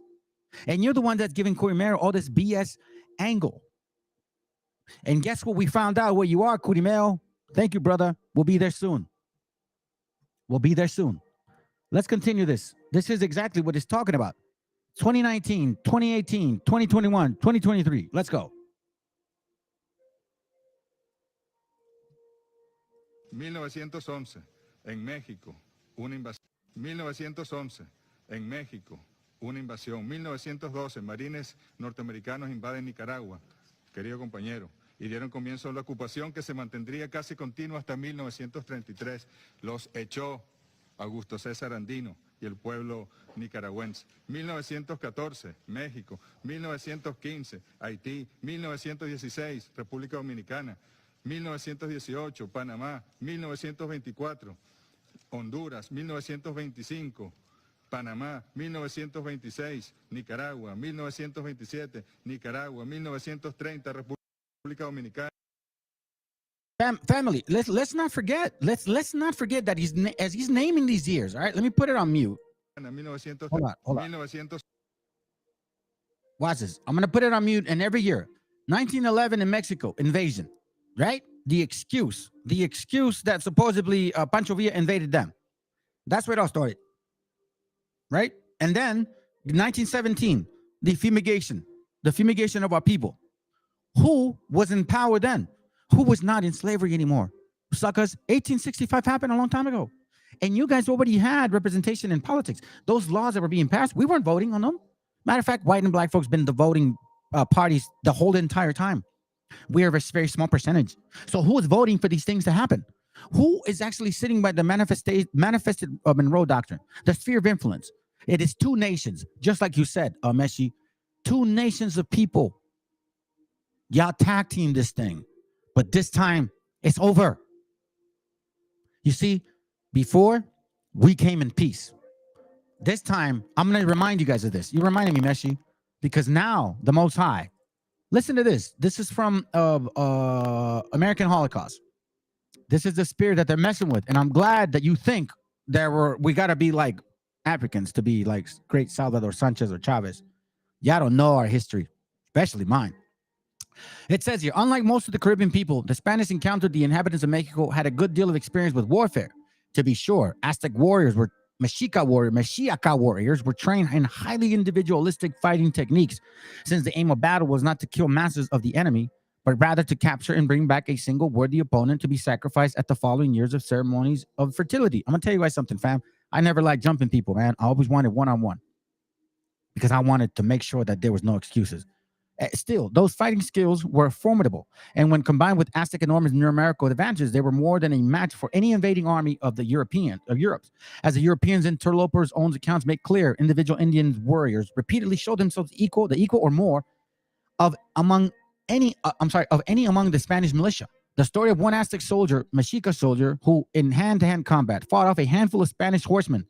When they could not bring him down, one of the Spanish threw a lance at the Indian, who caught it and fought for another hour before being shot by two archers and then stabbed. But what was but one among innumerable such reports from the conquistadors themselves. It ain't happening again. It ain't happening again. Not on this watch. Not now. Not ever again. In 1888, let me see this real quick because I'm coming after you, Masons. 1880, Mexican's War of Independence was Spanish-European separation from Europe monarchy. 1910 Revolution was an intermasonic war of Europeans never to liberate natives from parasites. Matter of fact, that actually has to do with the Latinos. So I'm going to show that link. Let's go.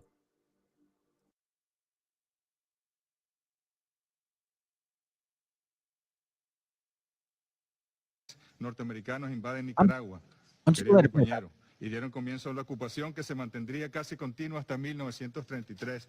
Los echó Augusto César Andino y el pueblo nicaragüense. 1914, México. 1915, Haití. 1916, República Dominicana. 1918, Panamá. 1924, Honduras. 1925, Panamá. 1926, Nicaragua. 1927, Nicaragua. 1930, República Dominicana. 1933, Nicaragua. Nicaragua en el 34, Panamá en el 41. Luego la Escuela de las Américas. Luego está allí el TIAR en Cuba, 1952, 1954, el derrocamiento de Jacobo Arbenz. En Guatemala, 1956, Nicaragua. 1960, el presidente Eisenhower autoriza realización a gran escala de acciones encubiertas para derribar el gobierno de Fidel Castro. Y luego Playa Girón, 1961. Es decir, aquí podemos seguir. Joao Goulart en Brasil, 1964, 1965, querido presidente del Consejo de Seguridad. ¿Cuántos murieron en República Dominicana por la invasión, avalada por la Organización de Estados Americanos, para derrocar un gobierno que no les convenía o que no les gustaba ideológicamente, el gobierno del ese gran dominicano y nuestro americano que fue Juan Bosch? La doctrina Monroe. Debería ser Estados Unidos el que esté evaluado y sometido a examen permanente por su permanente irrespeto al derecho internacional e intromisión, injerencia, invasiones detrás de los golpes de Estado. Después vino el golpe en 1973 contra el presidente Salvador Allende, después de Guatemala también. En 2002, en Venezuela, presidente George Bush, golpe de Estado. Lo negaron, pero reconocieron al dictador. Y hay un precedente. 1911. It doesn't stop, fam. It doesn't stop. Continuous chaos, right? Let's finish this. In 2019, former Trump National Security Advisor John Bolton declared, quote, "The Monroe Doctrine is alive and well," end quote. To put it simply, even if Russia was not ruled by a corrupt, oligarchic, authoritarian leader like Vladimir Putin, Russia, like the United States, would still have an interest in the security policies of its neighbors. Watch this real quick. So these are the beneficiaries, and these are the people that stand behind this statement. And this is why when they make these comments, these comments should go real deep and have a very significant meaning to you guys. You just can't overlook them because what they're saying has a heavy weight. Like this right here. Go back to your own fucking country. Watch what this dumb broad says. Let's go. But it ain't just this nation. I'm gonna call you both out. Go back to your own fucking country. What else? Come on. See? Yeah, go back to Mexico. You know, my very first video on this account was in response to this type of behavior. And in that video, I stated this, that the difference between indigenous people of these lands and foreigners is that your ancestors either met the boat or they came over on it. Now, I know that rubbed more than a few people the wrong way, but not a single person has been able to dispute that one basic truth. And to that truth, I'd like to add one more. Now, this applies whether you're first-generation immigrant or 25th generation, whether your family came over on the Mayflower or wrote the Declaration of Independence itself. On behalf of my ancestors and the indigenous blood that runs through my veins, as long as there is one single drop of indigenous blood on these lands, you, your ancestors, and your descendants to that blood, you will always be foreign. Damn right about that. Damn right about that, fam. Now, who are these foreigners? Let's check this out. I'm gonna show you something. All right, so check it, bro. This is from Park Ethnography. Let's read. African spores of Spanish America. This is what I'm talking about, Meshi.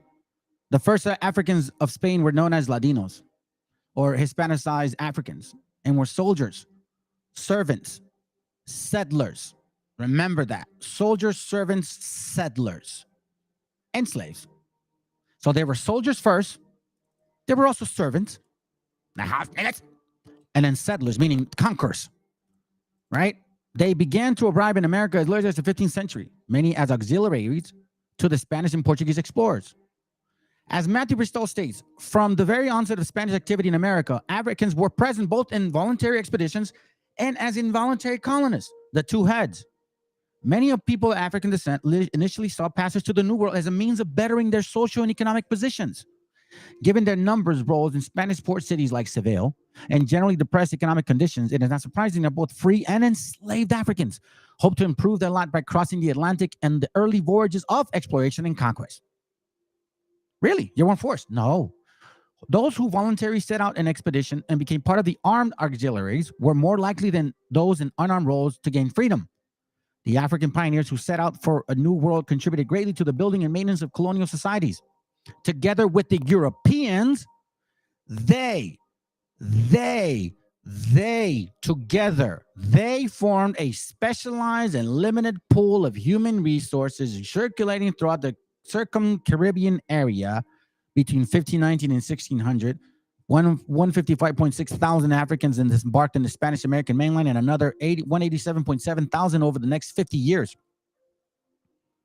Africans and their descendants were the integral part of the exploration of the Spanish America from the 15th and 18th century. Spanish expeditions within what became the United States largely covered Florida and Southwest. African men and women were part of the number of Spanish expeditions. Pánfilo de Narváez, black man who used dogs in 1528 from Cuba to Florida, is one example. Estebancito as well. Juan Guerrero de Reza is also. 1600 included African soldiers, their mulatto wives and children, and Isabella Oliveira, a mulatto woman who was African. These are just three examples of many expeditions, which included Africans and African Americans among members. Pánfilo de Narváez expedition given an example of how Africans potentially adjusted to the life of circumstances. You guys could read that there, supposedly black Mexican, but he was from Morocco. Look. Conquistadors and militia. You see this picture here? This picture should tell you, give you 1,000 words. Look at this. Oh, I guess it's not there. 16th century conquistadors of African and Afro-Hispanic American descent, hereafter referred to as black conquistadors, okay, were as much part of the exploration of America as their Spanish counterparts. Wait a minute. Who are you? Many people of African descent use military services as a means of emancipation and inclusion to Spanish society. As the number of expeditions increased, the people within Spanish American began to settle.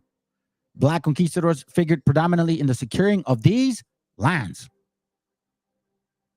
They were given encomiendas too. In Chile, porteros.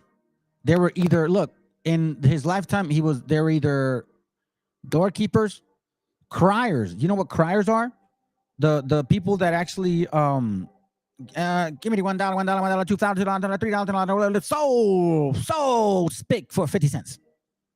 That's exactly what they were. Eventually, through the pobreza or petitionary proof of merit, Juan was given a house plot, but he was never granted a position in the city of Mexico, other than the typical occupied by blacks. Black conquistadors in Yucatan.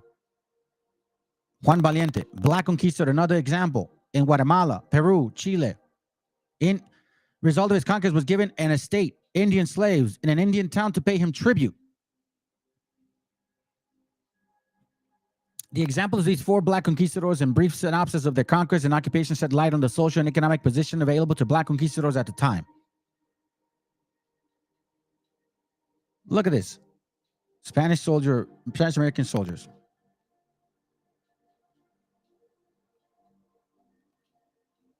Watch this real quick. In the 17th century came to a close, the racial ethnic composition of black conquistadors changed. The majority of the conquistadors were now be mulattoes. You see this?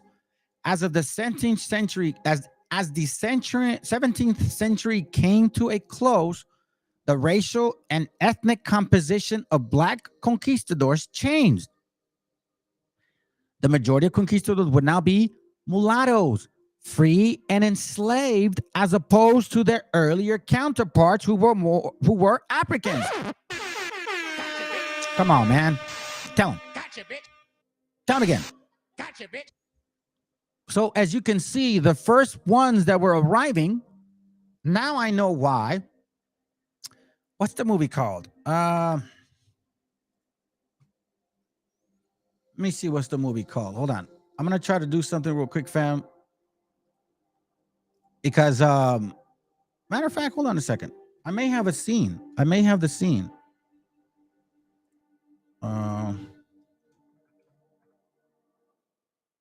Hold on, let me see.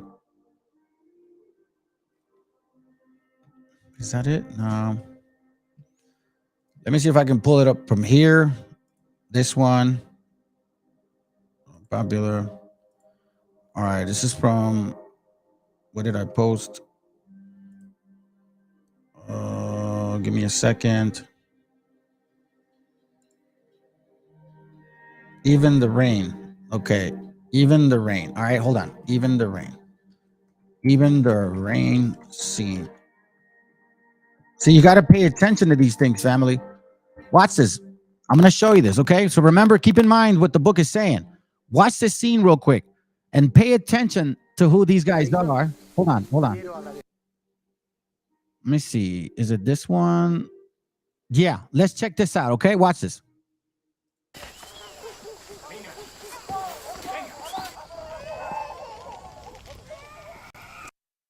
Pay attention to the soldiers.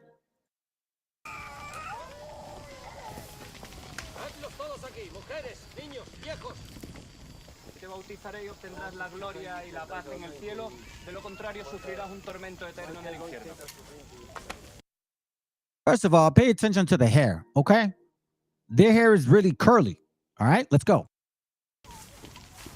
En el nombre de Cristo todavía puedes salvar tu alma. Aprender la diferencia entre el cielo y el infierno. Pedirle perdón al Señor. Yo te bautizaré y obtendrás la gloria y la paz eterna en el cielo. De lo contrario sufrirás un tormento eterno. Cristiano, sí. Cachaguaychis infierno, man. ¡Silencio! Esto es lo que os ocurrirá si desafiáis a los cristianos.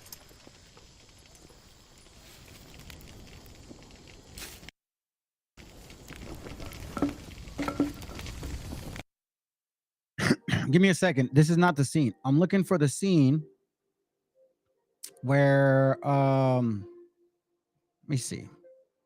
Is it this one? En tanto que gobernador de esta isla os tratasen con respeto y cordialidad. Hold on. Solicitamos a la reina de España como legisladores de esta capitán. Vosotros a voluntad. First of all, pay attention to this right here.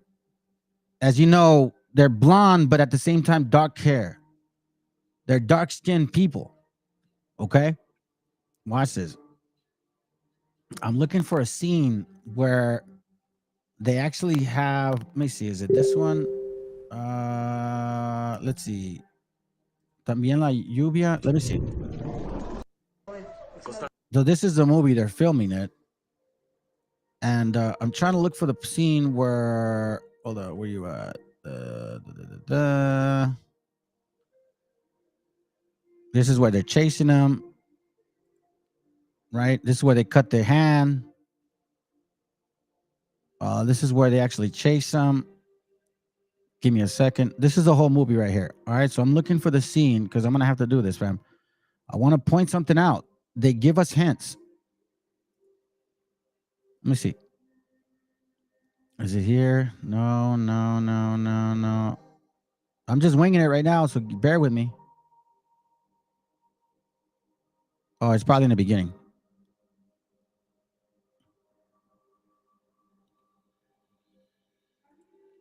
Let me see. All right, it's going to be right there. They're practicing. Okay. They're practicing. It's a good movie. It's a good movie. You know what I mean? So they're practicing right there. I just want to show you the vision, the view of this particular soldier. It's interesting how they depict him. And I wish I would have caught this before, but it's just the Most High. You know, he put it in my spirit to find it now. So I want to show you something. There's a scene where, not this one, not the hands are chopped off. There's a scene where he's waiting for them, I guess. Hold on, is this here?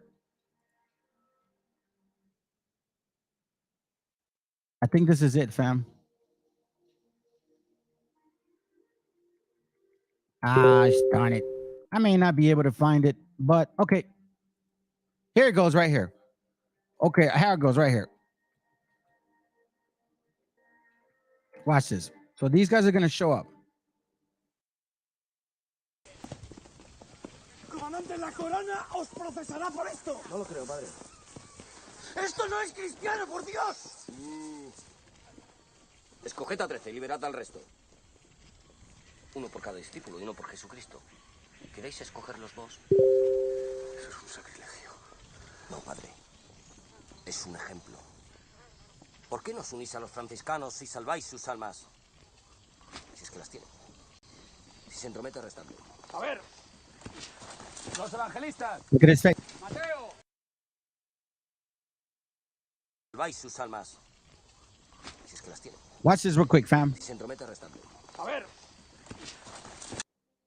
Los evangelistas. Boom. Look at that. Why did they depict this guy as so dark? As so dark. They're trying to tell you something, okay?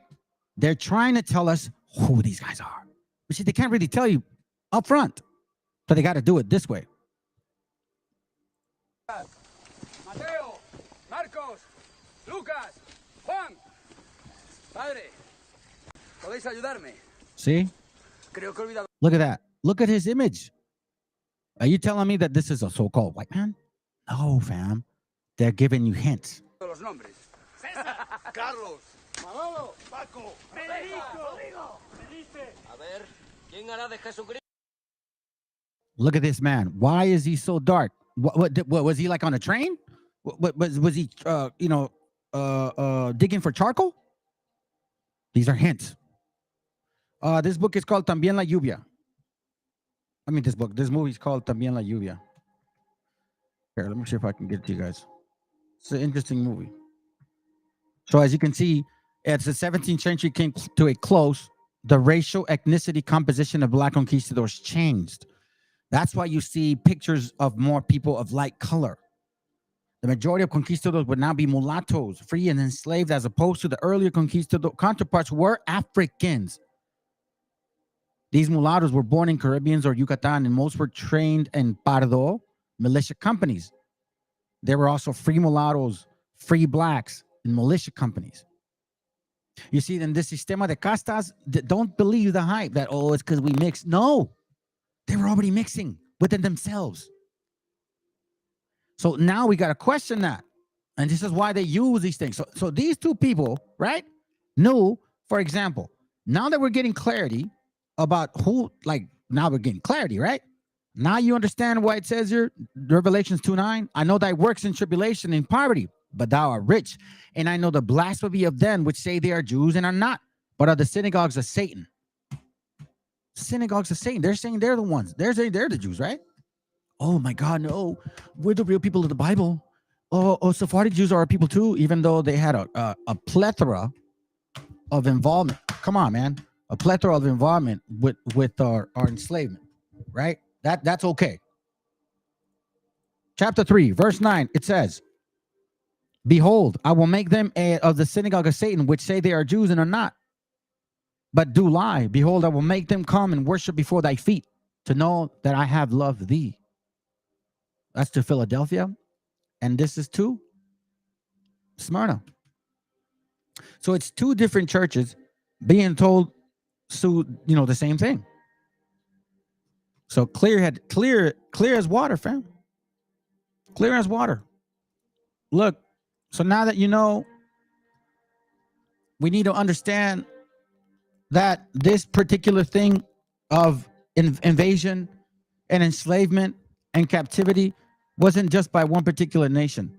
The majority of black slave owners were members of the mulatto class. In some cases were the sons and daughters of white slave masters. Many of the mulatto slave owners separated themselves from the masses of black people and attempted to establish a caste system based on color, wealth and free status. These mulattoes of the old free black elite did not attend church with dark-skinned blacks. And these are the guys that are giving these people a bunch of directions in regards to who they are. Because the more they confuse them, the more chances they get to stay on top. Anthony Johnson, Mary Therese Meteor, Williamson Ellison, white skin, black mask. I mean, this goes on and on and on and on. When are you guys going to wake up, family? These are not the people of the book. They are not the tribe of Judah, family. They're not the tribe of Judah. You want to know why? Because I'm going to tell you something about the tribe of Judah. They would be more noble. These suckers are not noble at all. And it's very clear what the Messiah told us, okay? Whether you like to believe it or not, look at what it says here. Matthew 24:27, it says, for as the lightning cometh out of the east, right? Righteousness comes from the east, meaning the curses. Because through pain, we're going to be converted, meaning transformed into the new us. Because pain hurts, fam. So you either endure it, change, or you deal with it and suffer. And shineth even unto the west, so shall the coming of the Son of Man be. For wheresoever the carcass is, there will the eagles be gathered together. And we know that they're here because we're the carcasses. We're the carcasses. So before I show you, I'm going to show you some videos. I appreciate you, bro, because I actually did want to show some of these things. I think it's important. Let me check them out real quick. Julio, let me see real quick. You're a lesbian. No, hold on, not that one.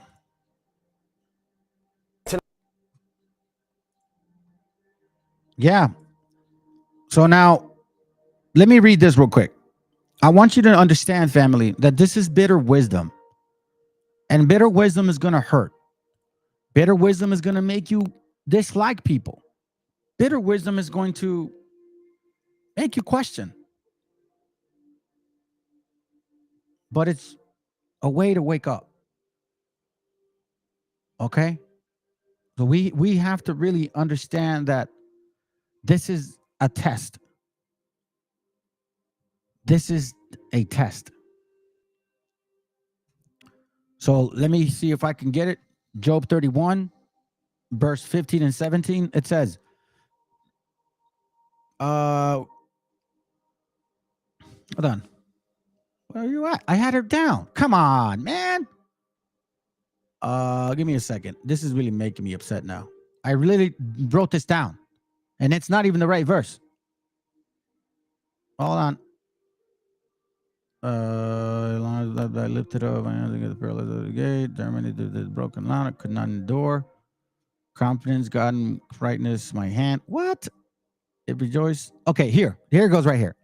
Let me read to where it says, verse 24. If I had made gold, I'm sorry, Job 31, 24. If I had made gold with hope. I'm sorry, if I had made gold my hope, or have said to the fine gold, thou art my confidence. If I rejoiced because my wealth was great, and because mine hand had gotten much. And if I behold the sun when it shineth, or the moon walking in brightness, and my heart had been secretly enticed, or my mouth had kissed my hand.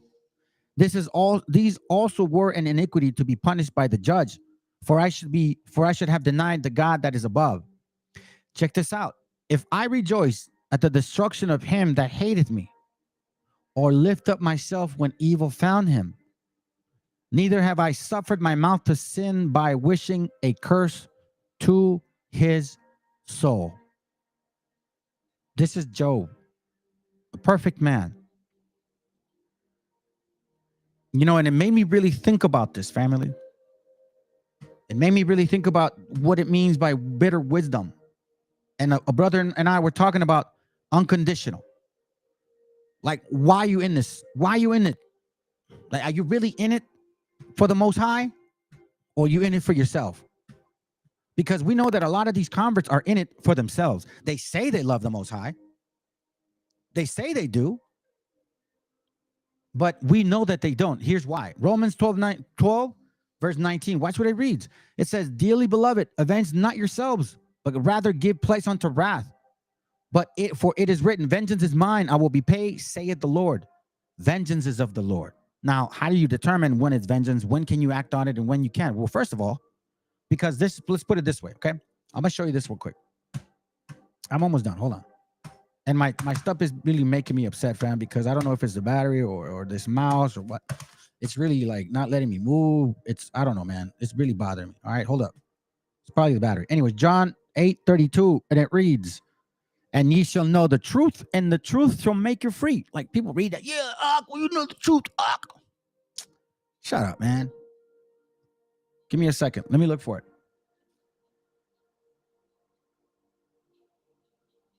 Give me a second.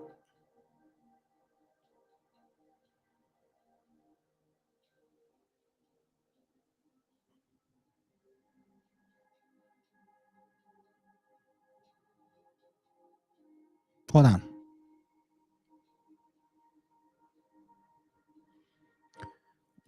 Matthew 7. Watch this real quick. Matthew 7. Watch what it reads, all right? Matthew 7, verse 22. And it reads, many will say in that day, Lord, Lord, have we not prophesied in thy name? And in thy name have cast out devils? And in thy name done many wonderful works? Then will I profess unto them, and then will I profess unto them, I never knew you. Depart from me, ye that work iniquity. So why is he saying that? Why is he saying that? A lot of people read that and you're like, man, what's he talking about? Well, how do you know what he's going to put you away like that? Here's how you know. All right, Matthew 19. Watch what it reads. Here goes, right here. Matthew 19:16. Thank you, Vladimir. Appreciate you, man. And behold, one came and said unto him, good master, what good thing should I do that I may have eternal life? And he said unto him, why calleth me good? There is none good but one, that is God. And if thou wilt enter into life, keep the commandments. Right? Keep the commandments. Hold on a second. It says, keep the commandments. And he said unto him, which, Jesus, which? The Messiah said, thou shalt do no murder, thou shalt not commit adultery, thou shalt not steal, thou shalt not bear false witness. And he said unto him, false witness, honor thy father and thy mother, and thou shalt love thy neighbor as thyself. The young man said unto him, all these things have I kept from my youth up, and lack I yet. Then it says, what it basically said, I've done all that, so I still got more to do. And he goes, the Messiah said unto him, if thou wilt be perfect, go and sell that thou hast, and give to the poor, and thou shalt have treasures in heaven, and come and follow me. But when the young man heard that saying, he went away sorrowful, for he had great possessions. So you read that and you're like, oh, well, you see, man, it's because of the material stuff. No, you guys need to dig deeper than this. You need to dig deeper. You need to dig deeper, fam. Watch this real quick. Luke 15. All right. Luke 15. Where you at? Here it goes right here. Watch this. This is a very interesting parable. The parable of the prodigal son, it says, and he said, a certain man had two sons. And the young of them said to his father, Father, give me the portion of the goods so that falleth to me. And he divided them into him, and he divided unto them his living. And many days after, the younger son gathered all together and took his journey into a far country, and there wasted his substance with riotous living. And when he had spent all, there arose a mighty famine in that land, and he began to want. And he went and joined himself with the citizens of that country, and he sent him into his field to feed swine. And he would fain have filled his belly with the husk of the swine did eat, and no man gave unto him. Meaning, even though nobody wanted to give him that food, right? So he watched this. So he really realizes what he's doing. And when he came to himself, he said, how many hired servants of my father have bread enough and to spare, and I perish with hunger? I will rise and go to my father, and I will say to him, Father, I have sinned against heaven and before thee, and I am no more worthy to be called thy son. Make me as one of thy servants.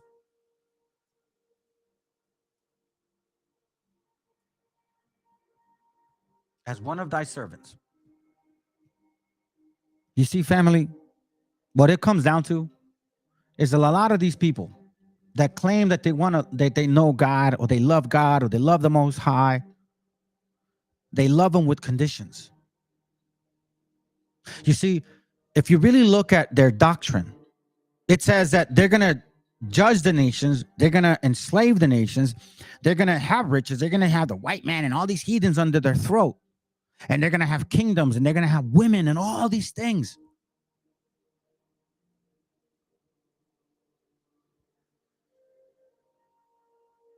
So now they're boastful about it.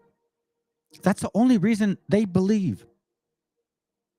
So let's say, so the only reason you want to repent is because I may give you a kingdom. You see, the young man said, but I've done all that. He said, let go of your golds. But no, I'll be poor. You see, the only reason these people do it is with conditions attached. You see, family, I'll be sincere with you. I don't give a damn about how many women we'll have in heaven, in the new world, or like in the new kingdom, or how much land we're gonna have, or how we're gonna conquer nations, and we're gonna do this. And do you want to know something? The moment I found out that God would forgive me for my sins, that's all I cared about. I didn't care for gold. I didn't care for land. I didn't care for women. I didn't care for prestige or power. I just wanted to do the right thing. And I wanted to stop sinning. That's all I cared about. And you see, with this prodigal son that he's talking about, listen, I don't even deserve to be your son, Father. Just give me a chance to come. Just forgive me, please. And see, this is why the Messiah said, yo, listen, those rich men, like it's easier for a camel to walk through a needle than you, rich man, to make it. Like, seriously. Let me see if I can find it. I think I might have been there. Come on, you see how this is acting stupid on me, family? I really don't like this. Watch. Oh, yeah. Go back to Matthew 19. That's right. Yeah. Hold on. Come on, man. Matthew 19:24. Then it says, well, let's go back. 23. It says, then Jesus said unto his disciples, verily I say unto you, that a rich man shall hardly enter into the kingdom of heaven. And again, I say unto you, it is easier for a camel to go through the eye of a needle than for a rich man to enter into the kingdom of God. Why? Because you want something. You want something back. That the only reason you will repent is if you get a kingdom. Well, how boring is it just to repent? How about we just freaking repent? I don't care for riches, family. What I care about is this that has destroyed us. I'm honestly, I just ask God, please just get rid of these people, man. Just send them back to where they came from. We don't want reparations. We don't want revenges of the Lord. We just want to raise our family right. We just want to serve the Most High in the proper way. So pay attention. Pay attention to pictures. Look at this monster, man. And I don't mean it because it looks fucking, excuse me. Damn, there you go. Sorry about that. I mean, look at him. He's huge. As big as a horse. And then they got dogs? Man, you crazy.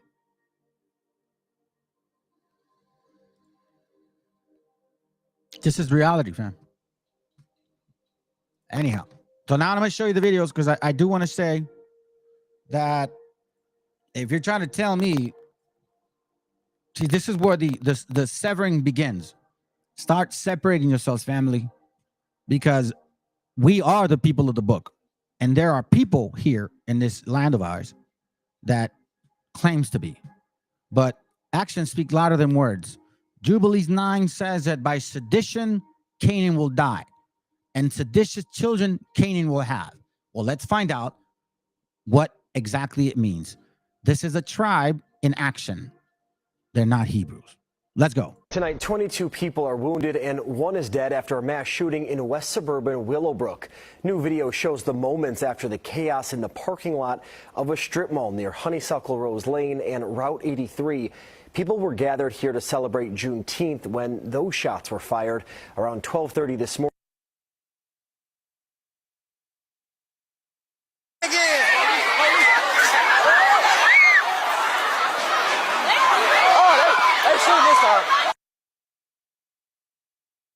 Take a look at this. Chicago. Chaos yesterday. Cell phone video showing groups of people jumping on random cars. Several people were shot overnight in Chicago. Young people running wild in the city. There were several videos just like this of kids just going wild. There was also a major brawl at the Chicago White Sox game in the stands. What is going on in Chicago? This is a news story happening today, reported by several news organizations in Chicago. Out of control in Chicago. I'm Dave Bonnie. I'm keeping it real.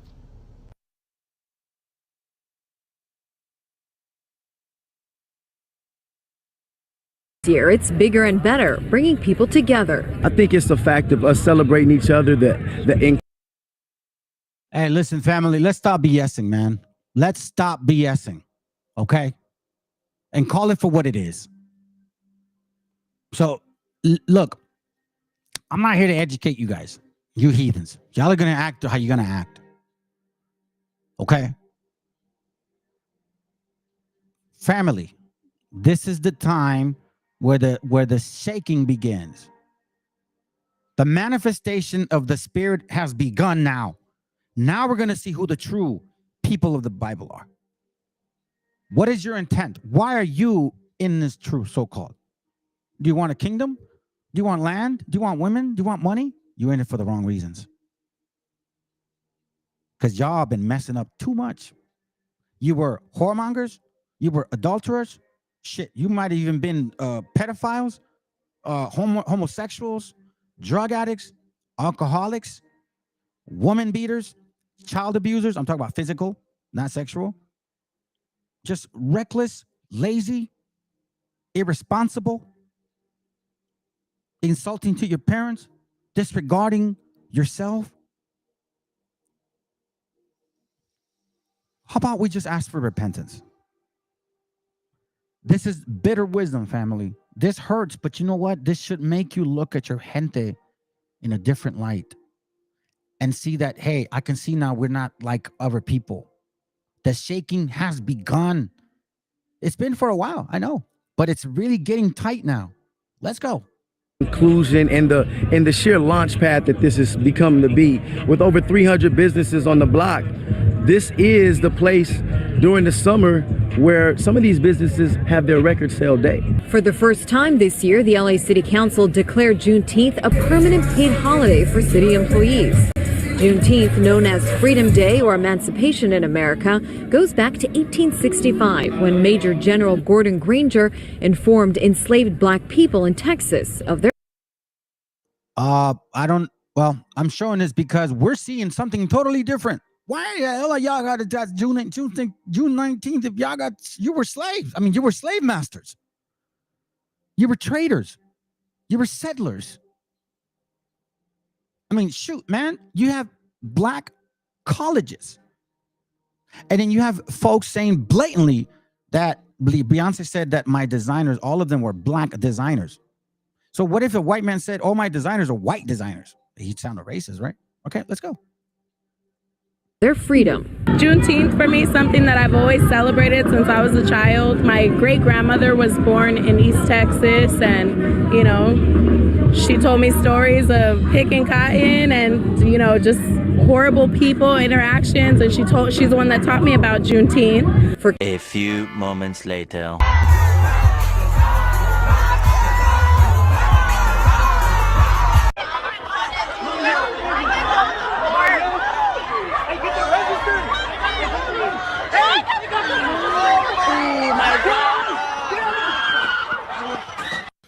Boy, oh boy, oh boy, oh boy, oh boy. I gotta tell you guys, this story right here about a group of young people. So without further ado, roll the clip.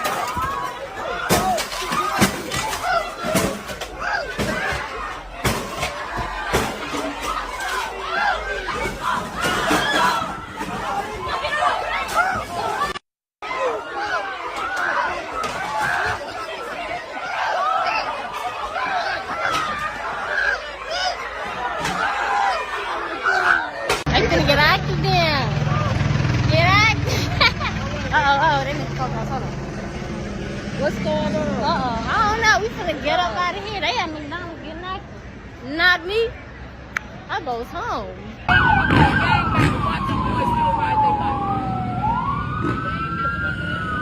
I don't think they coming. All right. Look at him. He showed on here. No cars coming here, right? They got I finally made it home from Leimert Park. Wow. I mean, just wow. I mean, I can't even put. Hey, how come they don't show this on CNN? Why aren't BLM marching and saying we shouldn't do that? Where are your parents at? You see, we always get these statements that we're murderers and drug dealers and that's all we are, right? That we that's how we come. This is the reality of who they are.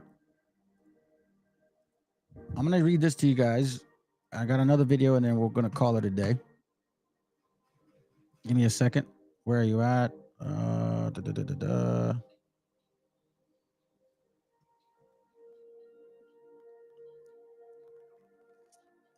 Give me a second. I'm gonna read Jubilees real quick for y'all. Let's go to right here. Where are you?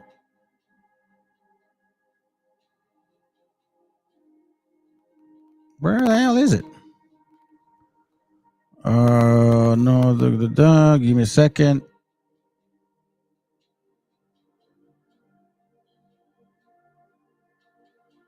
I think it's right here.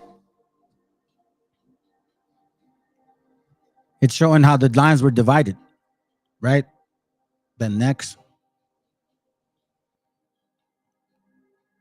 Next. Here it goes. It says here, this is chapter 10, verse 28. And Ham and his sons went into the land which was to occupy, which he acquired in his portion in the land of the south. And Canaan saw the land of Lebanon to the river Egypt, that it was very good. And he went not into the land of his inheritance to the west, that is West Africa, the sea. And he dwelt in the land of Lebanon, eastward, westward, from the borders of Jordan and from the borders of the sea. And Ham, his father, Cush, and Mizraim, his brothers, said unto him, Thou hast settled in the land which is not thine, and which did not fall by us, that is not to us by lot. Nor to do not do so, for thou doest do so, and thou and thy sons will fall in the land and be accursed through sedition. And by sedition ye have settled, and by sedition will thy children fall. And thou shalt be rooted out forever. Meaning that seditious spirit. So what does sedition mean? Sedition, definition. Conduct or speech inciting people to rebel against authority or state or monarch. Troublemaking, provocation, rebelling, revolt, insurrection, rioting, insurgency, disobedience, resistance. How much more explanations y'all need? What exactly is it going to help you wrap your minds around the fact that these are not the same people as us? Stop playing these stupid games with that damn 12 chart, man. All of this is confusing you. And it's putting you in an anger towards a particular people that really aren't the only ones that deserve it. That's what I'm trying to say with you guys. You see, how come you guys are so good at calling a white man all this and that? But yet I'm showing you things that black people have done, and you guys shut up. You don't say nothing. Why is that different? Huh? It's okay. And then all of a sudden, because the slavery that the Anglo did, that's called manifest destiny. This towards us, the slavery that they did towards the so-called black Africans, that's a curse of Deuteronomy 28. Why? You see, sedition, incitement, any action, especially in speech or writing, promoting such discontent or rebellion, rebellious disorder by sedition and through sedition, and your root will be rooted out. Will be rooted out. Look, I got, listen, now you guys, hey, listen, I'm gonna tell them, hey, babe, mommy, if you have my kids right now watching, please don't show them this. If you guys have children right now, I would say, please leave the room, because I'm gonna show you something. We are in Sodom and Gomorrah, okay? We are in the age of prostitution and whoring out, okay? That's just a fact. And this nation of people, these two nations that are doing this, they're doing it at the same time. Psychological warfare. They're enticing you. Two people, these two nations are in power of the media and are also the actors of the media. You know who I'm talking about. That book I'm going to bring out, which I showed y'all, there's a lot of in there. There's a lot in there. Listen. I don't recommend to give this person any clout or any flavor, nothing. But I'm gonna show you something so disgusting. I need you to pay attention to the words here. Okay, so if you guys have children, yeah, man, for sure. If you guys have children, please don't have them listen to this, okay? This is disgusting as it gets. And I don't give a damn what Willie Lynch book you use. Oh, it's because our people are destroyed. Listen, we went through slavery too, suckers. You don't see us doing this. Two nation of people, two nations with two heads. We already know that many so-called Jews finance the slave trade. And now we see that many Africans help them. Let's go. Get the kids out, please.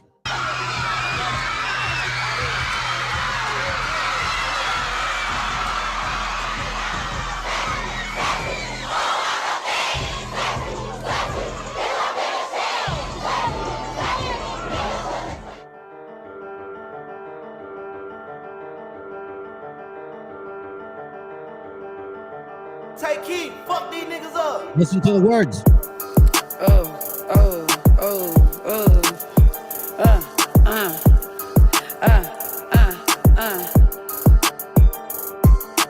I'm out of town, thuggin' with my round. My coochie pink, my booty hole brown. Where the niggas? I'm looking for the hoes. Quit playing nigga, cause suck a bitch soul. Pound town, just left Pound town.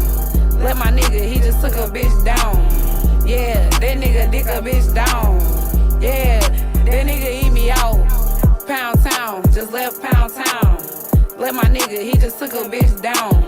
Yeah, that nigga dick a bitch down. Yeah, that nigga eat me out. I'm out here in Miami, looking for the hoochie daddy. Where they at? Where the niggas that get ratchet? Where they at? My son need a new pappy. Too many bitches, where the niggas at? I'm tryna get my coochie scratched. Yeah. I'm tryna get my coochie stretched. Yeah. You know them dreadheads do it the best. Oh yeah. I like a nigga with a check. All my niggas give me neck. You know I'm sexy, I'm the best. I'm the shit, little bitch, I'm that. You know I can't say his name, cause he be cheap. I love you, baby. Yeah. And I'm the reason. Niggas love a bad bitch. Yeah, yeah. What Suki say, nut on my tits. Sexy. Pound town, just left Pound town. Let my nigga, he just took a bitch down. Yeah, that nigga dick a bitch down. Yeah, that nigga eat me out. Pound town, just left Pound town. Let my nigga, he just took a bitch down. Yeah, that nigga dick a bitch down. Yeah, that nigga eat me out. They're making this woman famous. Matter of fact, I guess Nicki Minaj jumped in this. Oh, family, man. I'm so thankful that we get a chance to repent, you know. Let me see. What's that? Never mind, bro. But holistically, Africans are exposed by. Yeah, exactly.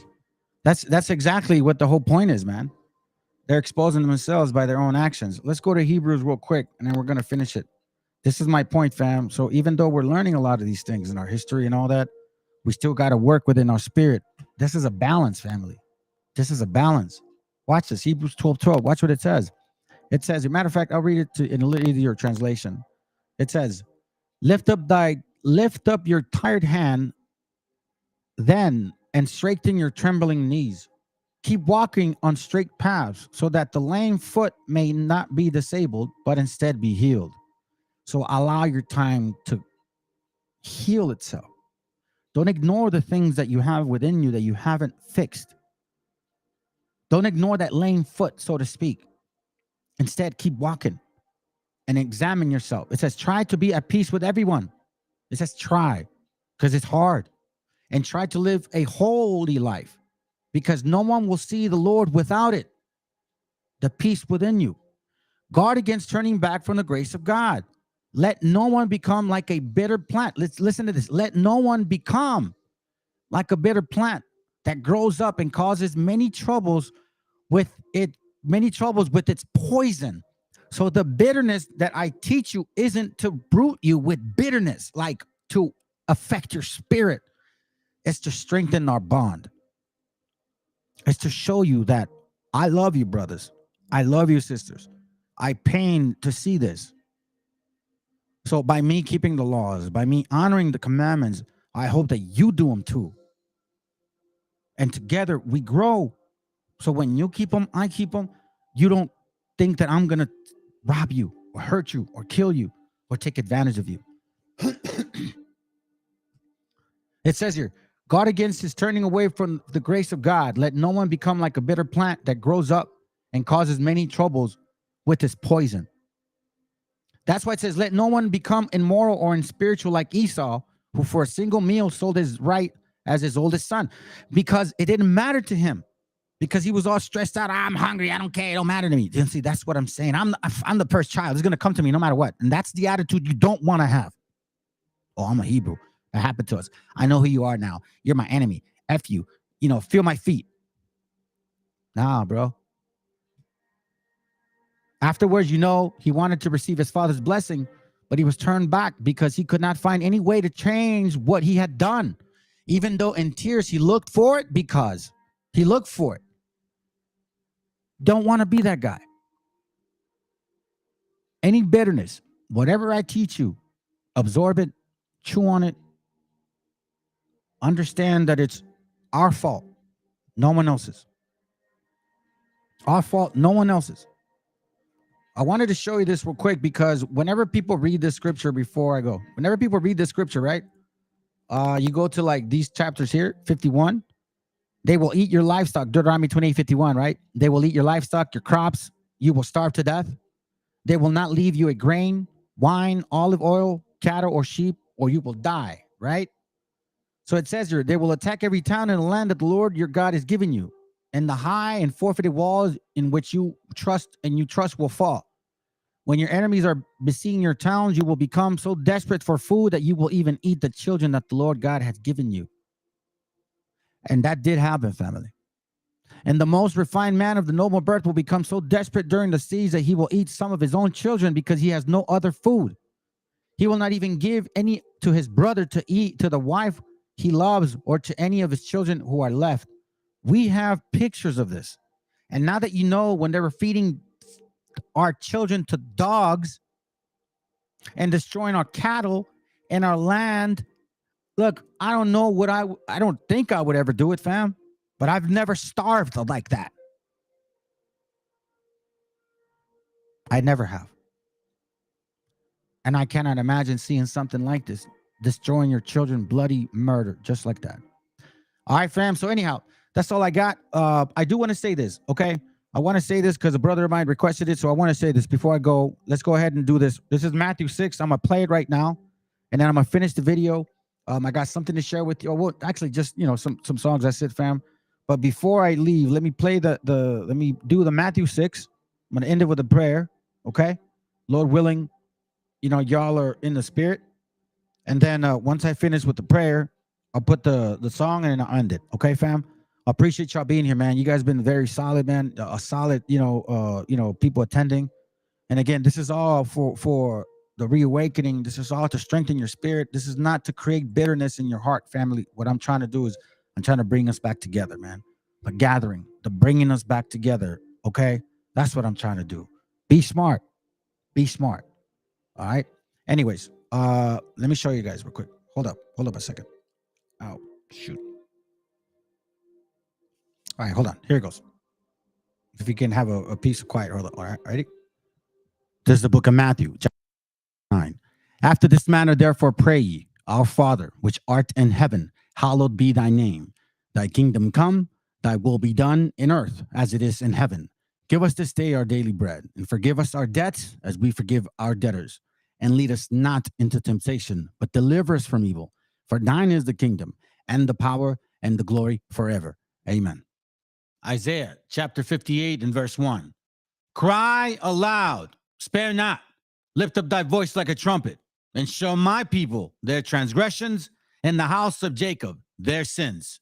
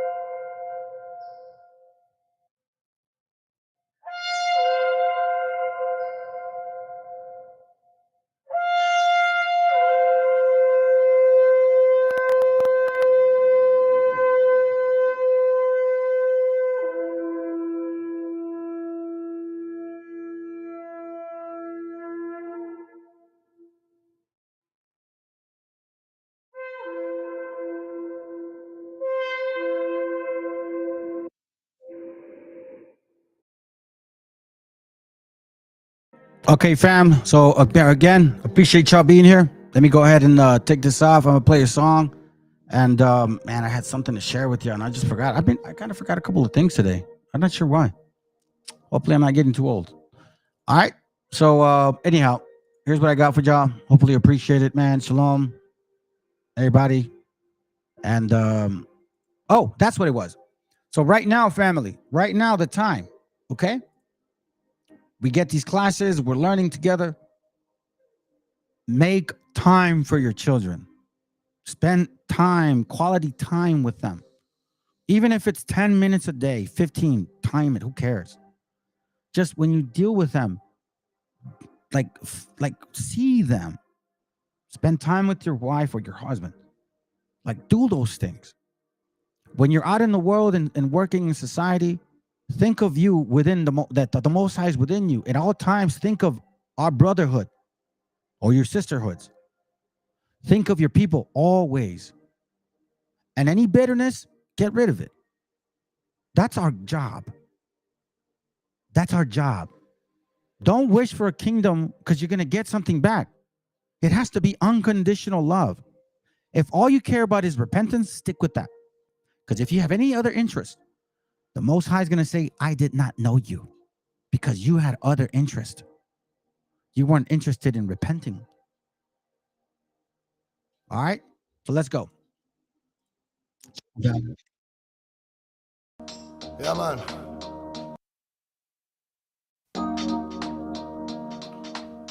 Yeah, man. Oh, respect and love from the world, nigga. Show them. You nigga on a microphone. Can't I sit in number 15? Rock you in the studio. Bomba, claro. ¿De qué manera sufre el alma cuando alguien se va? No hay medicina que cure esa larga enfermedad. La vitamina de la vida en esta sociedad es tan divina que por nombre tiene libertad. Libérate de la mentira que está por llegar. Mide tu orgullo antes de empezar a hablar. Cierra la puerta a que no merezca entrar, porque hay mucho que se fue y sueña con regresar. Hablemos en silencio y así no me mentirás. El poder de la palabra muere cuando hablan de más. No me fío de oraciones que se dicen por detrás. Si me miras a los ojos no te mentiré jamás. Que besar por besar es jugar por jugar. Y vivir sin amor es vivir sin amar. Solo queda la fe, solo queda soñar. Ponte de pie, ready para luchar. Some love, I can just smoke and there are some love them. I can just smoke and there are some love. I remember no fire, no burn. Rippy day. Cali with a fama soul, yeah.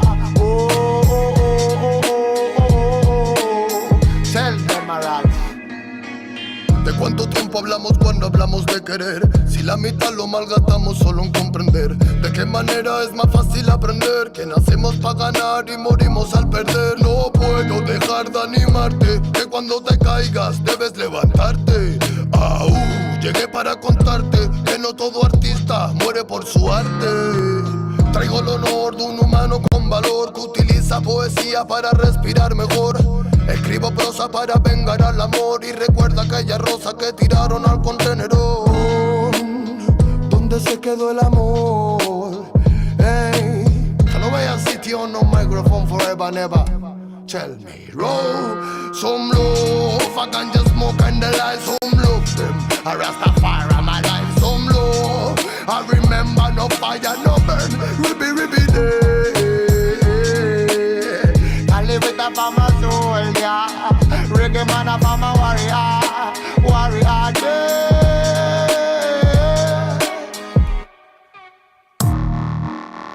Not a really thing. Oh, yeah man. Si se piensa que la música es un juego, lo lleva claro, hermano. Desde España, internacional, bombo, clack, you, nego. Not so really easy. No. Pure nigga on a microphone. Hey, tell us what. Tell us anything. Tell if I'm a Rasta feeling on my sin. Hey, more love.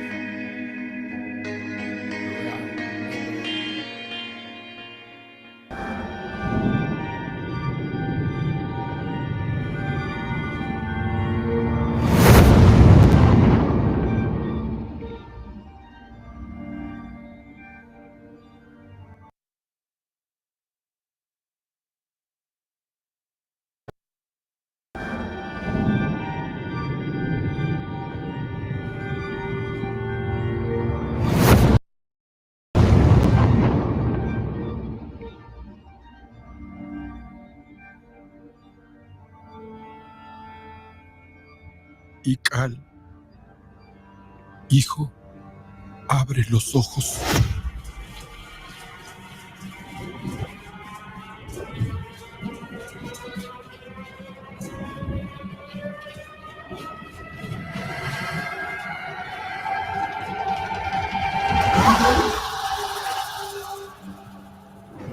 Tu cuerpo se queda con nosotros, pero tu espíritu debe seguir.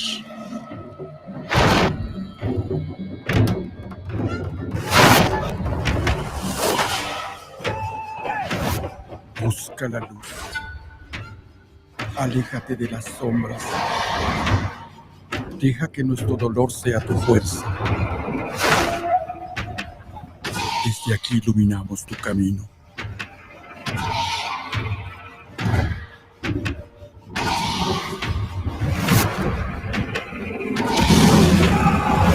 Lucha como nosotros ante esta pena tan grande. Yo soy tú. Tú eres yo.